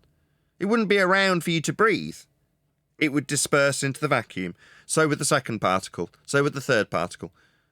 And Earth, if it gave off gas, would just be like the perfume he's describing. We wouldn't have gas pressure because it wouldn't have anything to press on if the sky was a vacuum. It would just be an area of volume for the gas to disperse into. For us to never I have a form contention pressure. on this point, Nathan, if you have a moment. Say again, Rich? Said I have a contention on this point for you, if you have a moment. Yeah, of course. Go ahead. If it's the case that you can't have high pressure next to low pressure, why do we have high pressure closer to the surface of the Earth and then significantly lower pressure where you would say it would be pressing against the container? Well, to have gas pressure in the first place, you can have dynamic systems. That's how we have weather. But in order to achieve dynamic systems, we must first have gas pressure to form those dynamic systems that you're describing. But the idea here is that that's a superseding of what you would call the second law of thermodynamics, because the higher pressure and the lower pressure are not being equalized, right? Yeah, they are. That's the whole point. That's called weather. That's wind. Right. So for some reason you so it can does. So you just said supersede it the second won't. law of thermodynamics, but the globe can't. Stop. Hello. I've just addressed you and you're wrong. And you're just waffling through me in response to me correcting you. So those processes happen, but they wouldn't happen if we didn't have any gas pressure in the first place. So first you have gas pressure, then you have gas pressure dissipation, in this case, gradiated pressure, that you're trying to appeal to. But you've got to have gas pressure in the first place. That's the point. All I'm pointing out is that there's a double standard on whether or not the second law of thermodynamics applies to gases moving from high pressure to low pressure. That is the second time. You've not responded to me a second time. I've just pointed this out. That is the second law. That is gas dispersing, isn't it? High pressure going to low pressure is wind, isn't it? You would be... That's a yes or a no question. Utilizing it's a yes or no question. Circular logic. Yes or no question. So that is entropy. What you're describing to say that's a contradiction to entropy? No, that's a direct example of entropy. You're just wrong. You're starting to piss me off. I guess in that you don't case, stutter, just acknowledge what I've said. I've correct. Don't stutter, just acknowledge what I've said. That's a direct example of entropy. High pressure to low pressure is usually. I disagree. So you're saying high pressure dispersing into low pressure wind is not entropic dispersion? Yeah, it is. Oh, I was talking to the grander point. I wasn't talking about. So there is no grander point. You just exampled high pressure to low. No, shut up. That's not a grander point that you made. You made a point about high pressure to low pressure in the exampled system that's already at pressure. You've not addressed what I've put back to you. You've got to have pressure in the first place for that system that absolutely, without question, examples entropic dispersion. But high pressure, still talking, is losing badly and making stupid assertions that are wrong, irritating to you when I correct them. You're wrong. You've described high pressure going to low pressure. You haven't addressed the fact that we must have pressure in the first place, which would have never developed if the sky was a vacuum. You haven't addressed what I've said. I've corrected you. It's an example of entropic dispersion that you're giving me and saying it's a contradiction. It's an example of it. Do you want to acknowledge that before waffling through me? Oh, yeah, sure. Wind is entropy. Yes, so shut up, you stupid, ignorant idiot. So you've just wasted everybody's time by saying it's a contradiction then? Idiot. I didn't say yeah, that you wind did, is a dickhead. contradiction. Sit down and shut up. I mean, sit down and shut up. It doesn't make sense. Shut up. It doesn't make sense. It makes perfect sense. You've described entropic dispersion. High pressure next to low pressure. Shut up. Only on a flat Earth. Retard, shut up. Shut your mouth, dumbass. You've been shown to be wrong and you haven't acknowledged. You haven't thanked me for correcting you. About this. Can you shut your mouth? You've been shown to be wrong. You haven't acknowledged how wrong. Now you're just waffling through me. What a prick. Hello, prick. I'm telling you, not asking. Shut your dumb mouth. You've told me that an example of entropic dispersion, high pressure too low, is actually the contradiction that I'm not, dealing with? You were wrong, idiot. Why aren't you acknowledging how bleeding wrong you were? Yeah, it is an example of entropy. Probably the worst of them so far. It's rhetorical, you stupid dumbass.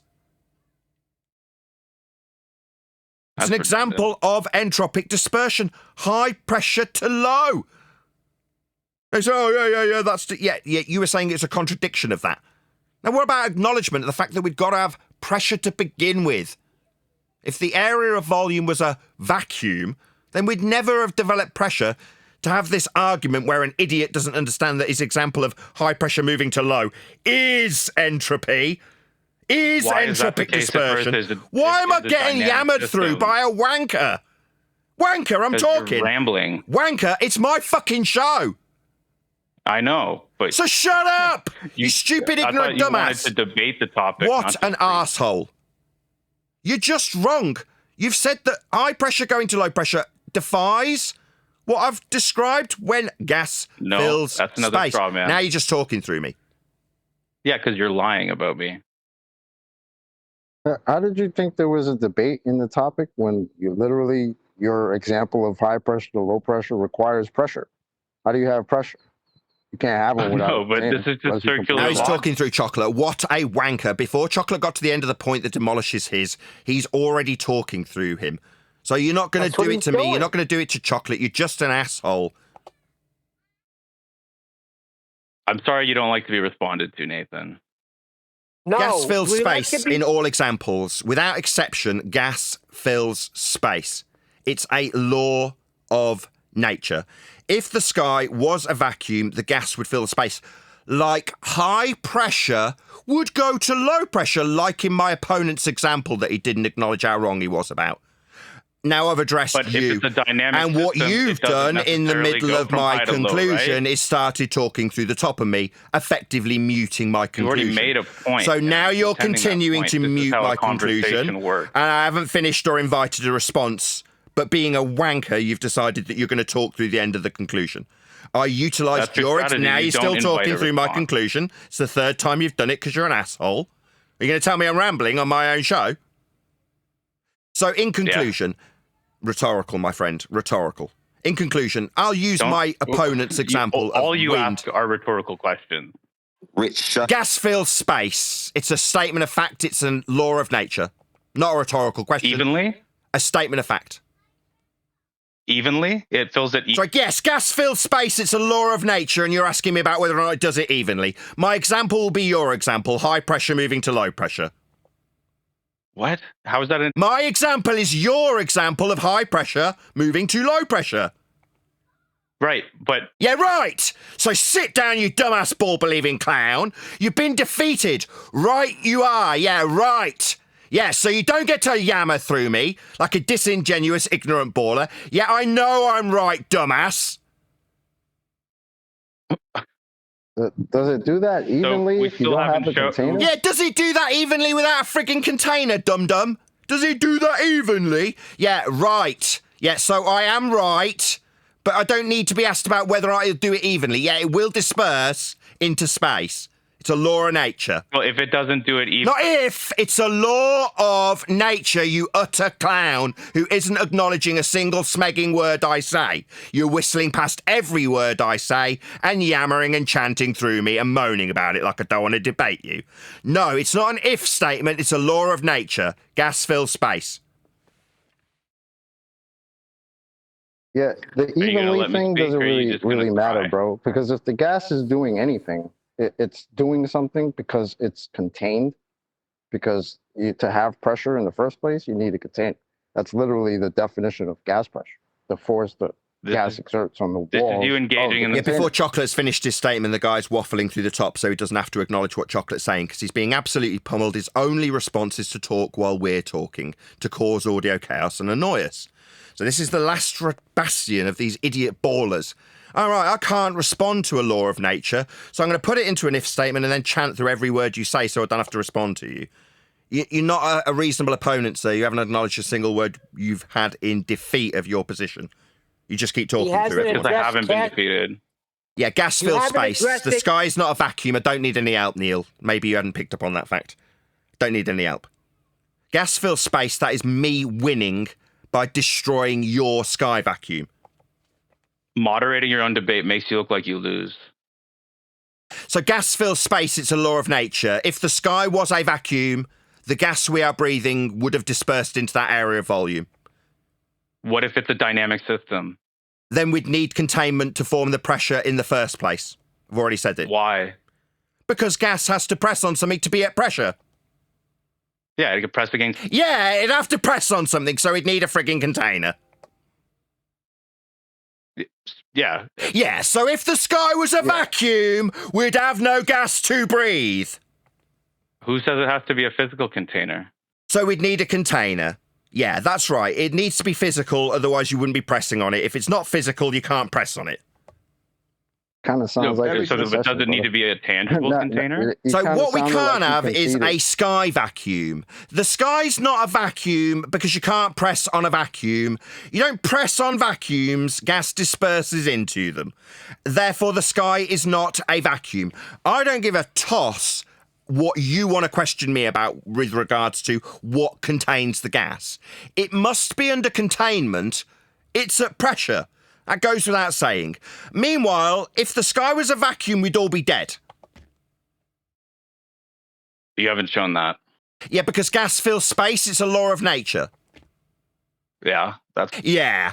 So it would fill the space. It's a law of nature, you utter retard. So do we need to show it? It's a law of nature. Gas fills space. So if the sky was a vacuum, the gas would fill the space. It's not a vacuum. Crybaby. Sorry, is your response to me pointing out the sky not being a vacuum to call me a crybaby? Yeah, because you're repeating the same thing. What, the winning argument that the sky's not a vacuum, there's no outer space to travel to, Katy Perry and all her nonsense, hasn't deceived the masses, because the sky's not a vacuum, that's the overarching lie that needs to be maintained by talking about a door that holds in pressure when they're looking back on high-pressure gas not filling a vacuum in direct violation of the law of nature known as the second law of thermodynamics. That's not me crying, it's me debunking an entire worldview. Do you want to tell me I'm crying again as a rebuttal? You crying. Sorry, you telling me I'm crying is an ad hominem attack and non sequitur. It's also not true. I am not crying. So that is a failure. Telling me that I am moderating my own debate so I can be perceived to win when your response is to tell me that I'm crying in the face of a law of nature that you've affirmed with your own argumentation points. You telling me about wind and how high pressure goes to low pressure isn't really you achieving anything other than yammering through me right now. Why are you doing that? All you do is ignore the opposition. So you told me that high pressure went to low, and I pointed out that that would be you acknowledging that dispersion laws of entropy apply. You said yes. Is that all you heard me say? Is that all I heard you do? Acknowledge how you got defeated by me using your own argument against you? You've just told me I don't acknowledge anything in the argument, and yet I've used your own argument and your own words against you with your position. Yeah, that's absolutely me winning with your point. All you've done is yammer through every single defeat that I've put you through with your own words. You don't acknowledge any of the defeats that you've suffered here when I disprove a sky vacuum. What you can do is mute me in the middle of me saying these things, though, by talking through me. You've managed that quite successfully. You've also managed quite a few ad hominem attacks by telling me that I'm crying rather than addressing the second law of thermodynamics. You've affirmed it with high pressure to low pressure. So you're not winning. I am. You're using multiple fallacies and talking through me to try and mute me. To what? Pointing out that you're crying is not a fallacy. Right, you talking through the end of every statement that I make is you muting me. I'm sorry, man. You said that he's ignoring the opposition. The opposition only had basically questions. That's the best. Chocolate's got about 4 words out, and this guy's decided it's his turn to talk. Just keeps talking through him. His only tactic, this arsehole, is to keep talking through everybody who's addressing him so he doesn't have to address anything that they say. Because he knows that listening to anything we've actually got to say in its entirety will result in anything he says being used against him and his position being taken to pieces. So his only response at this point is to constantly yammer through everything that's being said. Yeah, projection is real, Nathan. Everybody and asking how I'm muting you. How I'm muting you if I'm speaking over you? How I'm muting you? Yeah, that's a good question. Yeah, bro. That's a good question. The problem is you said that... How I can hear your argument if I'm speaking over you? Can you tell me, Rich? It's a good question, isn't it? Why does Nathan keep over-talking me then, How I can hear your argument if I speak over you? So what's happened dude, is you said Nathan was ignoring the opposition. So far, the opposition has only had questions about what happens after the concession. So does this happen in a dynamic system? Does this happen evenly? Does the container have to be physical? I mean, all these things require the container in the first place. You get that? So he's That's not just ignoring begging the anything. question. We're going by your concession that it requires a container.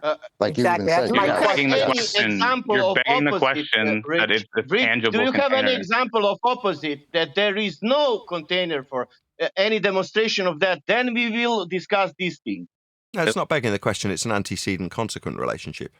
You've got to have pressure with it pressing. So it's antecedent consequent. It doesn't beg the question to say that in order to be at pressure, you must be pressing upon something. Yeah, Yeah, so if there's your pressure, example of high pressure. 14.7 Sasha, shut up. PSI Do you have any at Sasha, sea shush. level, Sasha, that's shush. pressing against the ground, right? So gas expands in all directions, not just downward. So it'd have to press on Unless something. it's a dynamic system, which would So it'd stop have to it from press on. continuing. Maybe you could just mute me. Maybe you can just mute me by talking through me. Oh my God, what a fucking cry. So now you need to swear at me. Yeah, Get them out. Yeah, gas pressure needs something to press on to be at pressure, and gas expands in all directions, not just down. Second time. And how you measure the gas pressure? You Sasha. think so? You think that just Sorry. saying dynamic system it takes away the antecedent that you require for gas pressure, which is a container? You think just saying dynamic system that helps you out? Yeah, It's actually worse for you. First, you have gas pressure. Did the guy run away? We started cutting him off, so he ran Has away. he Yes, dealt he with ran the away. existing gas pressure? Sorry, hold on a second. Say again, Roger. I was Ranger. He ran away. Oh, sorry, Ranger. Yeah, they all run away, never dealing with the existing gas pressure in the first place. Apparently, If having there are, gas. if they, But if there is while a force bringing of up them, the gas pressure in the first place by saying high pressure to low pressure. All right, so pressure then.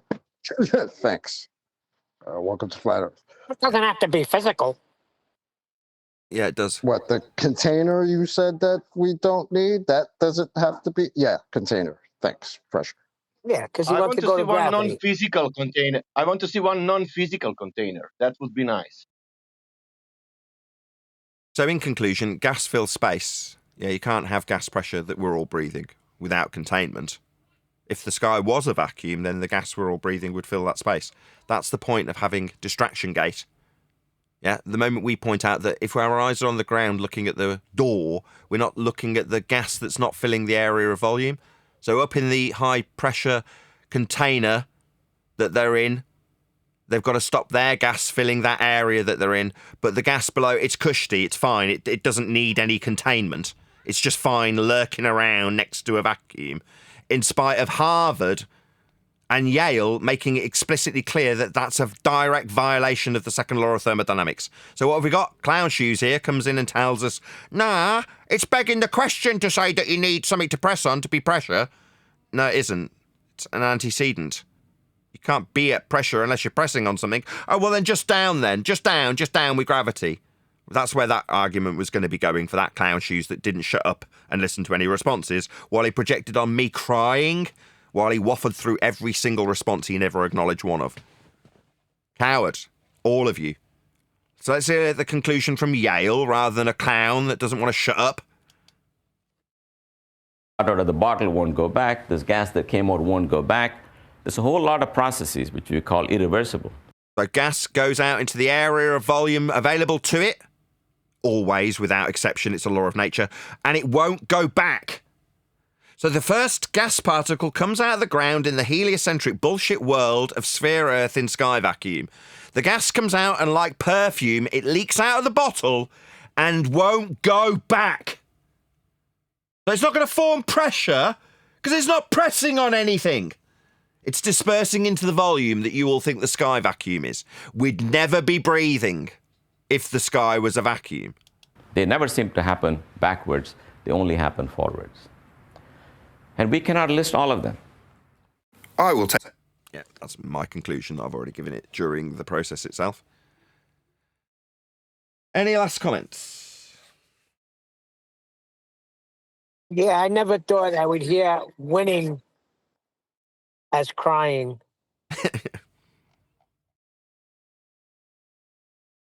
Any more for any more? Why pressure does not equalize everywhere the same? Dynamic systems must be I was just, under pressure. I was just gonna say that unless it's a dynamic system. Oh Jesus, we have dynamic system. Yes. Right, with that, I'm going to say if you are watching this on either Nathan Oakley 1980 or Nathan Oakley Premiering Streams, then stay tuned as there will be an after show to follow. He was trying to get to gravity with the container. Doesn't have to be physical. We know exactly where he was going, but we constantly give them gravity. I No, we hate don't. that. No, I didn't. I was like, gas doesn't go down, it goes in all directions. I cut his legs off. That's where he ran. He had nowhere to go. Yeah. They need gas go down, go boom, boom. That's the next step. If I say gas expands in all directions, where's he going to go? Is he going to assert that the gas is held down, go boom, boom, go splash, splash towards the Earth with gravity? Or bent Pseudo-Riemannian fourth-dimensional space-time bending? No, gas expands in all directions. At the point that I pointed that out, he ran. Yeah, at the end of the video, the guy said it doesn't go back, right? So that's the end of that. Yeah. Yeah. It's not going up and then coming back down again like a bouncy ball. It's not what goes up must come down. No, it doesn't come back. It's a law of nature. But they've got to come in and tell us, you're just begging the question. What, when I've got Harvard and Yale telling me that's a law of nature? No, I don't think so.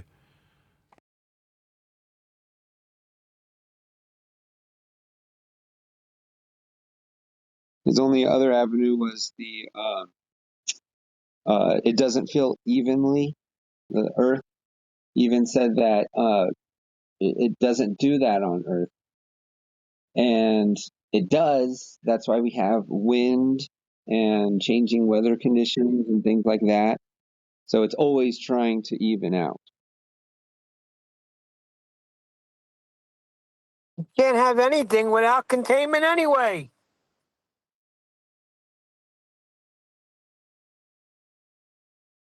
True, but just so that everybody else understands that, it's always trying to fill evenly. High pressure is always going to low pressure with wind, temperature change, stuff like that.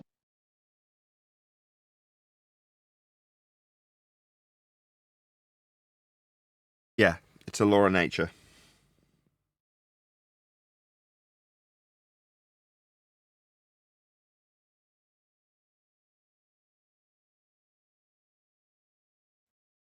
I disagree with the law of nature.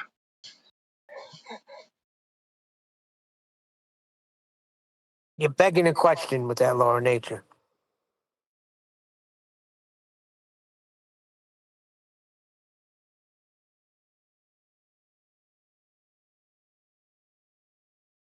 He even said that doesn't happen on Earth. We got another second law of thermodynamics doesn't apply to the Earth.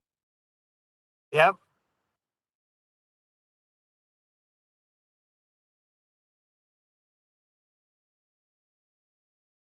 Yeah, it's not a law, it's me begging the question, and it doesn't apply to Earth, this law of nature. Yes, that's what we've got from our opponents, that's where we're at. Meanwhile, I'm told I'm a crybaby while he rumpuses the ever-living shit out of me. How fun was that for you guys in Discord? That was definitely fun. I was waiting to hear his proof for gravity. That was the next one. They've got tactics. Their tactics being, I'm going to rumpus the crap out of this.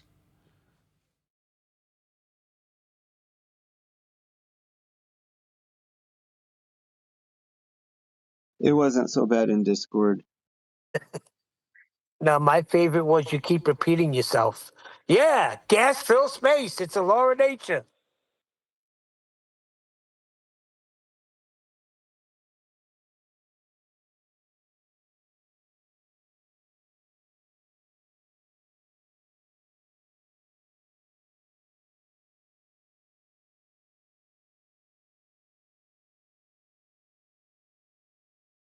Nathan. Yes. When is the next session? Wednesday, next time we're doing the book. Is that what you're asking? Excellent. I'm getting very antsy. Yeah, me too.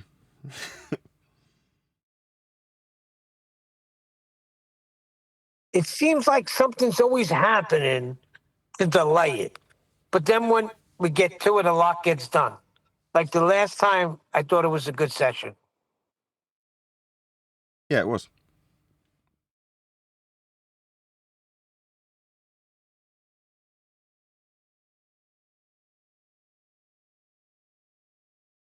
Maybe by the end of summer? What do you think? I would hope so, yeah, Neil. Something like that.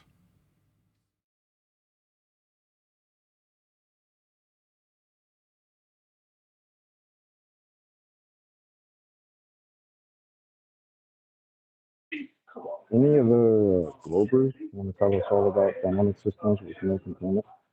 Mumble. Didn't hear a word of that. Yeah, we're going to have to decipher what you just said, Chocolate.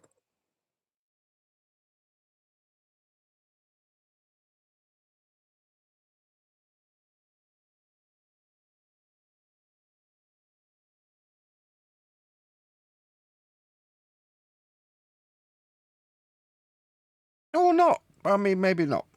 We'll figure it out tomorrow, maybe. I'm going to round out the after Sorry, show. had a coworker talking to me. No, I just said, do any other Globers want to tell us about dynamic systems with no containment? But if you're going to round out, go for it. Yeah, I'm going to round out. Thanks for watching. I've just done another outro, so I'll just do this one for the after show.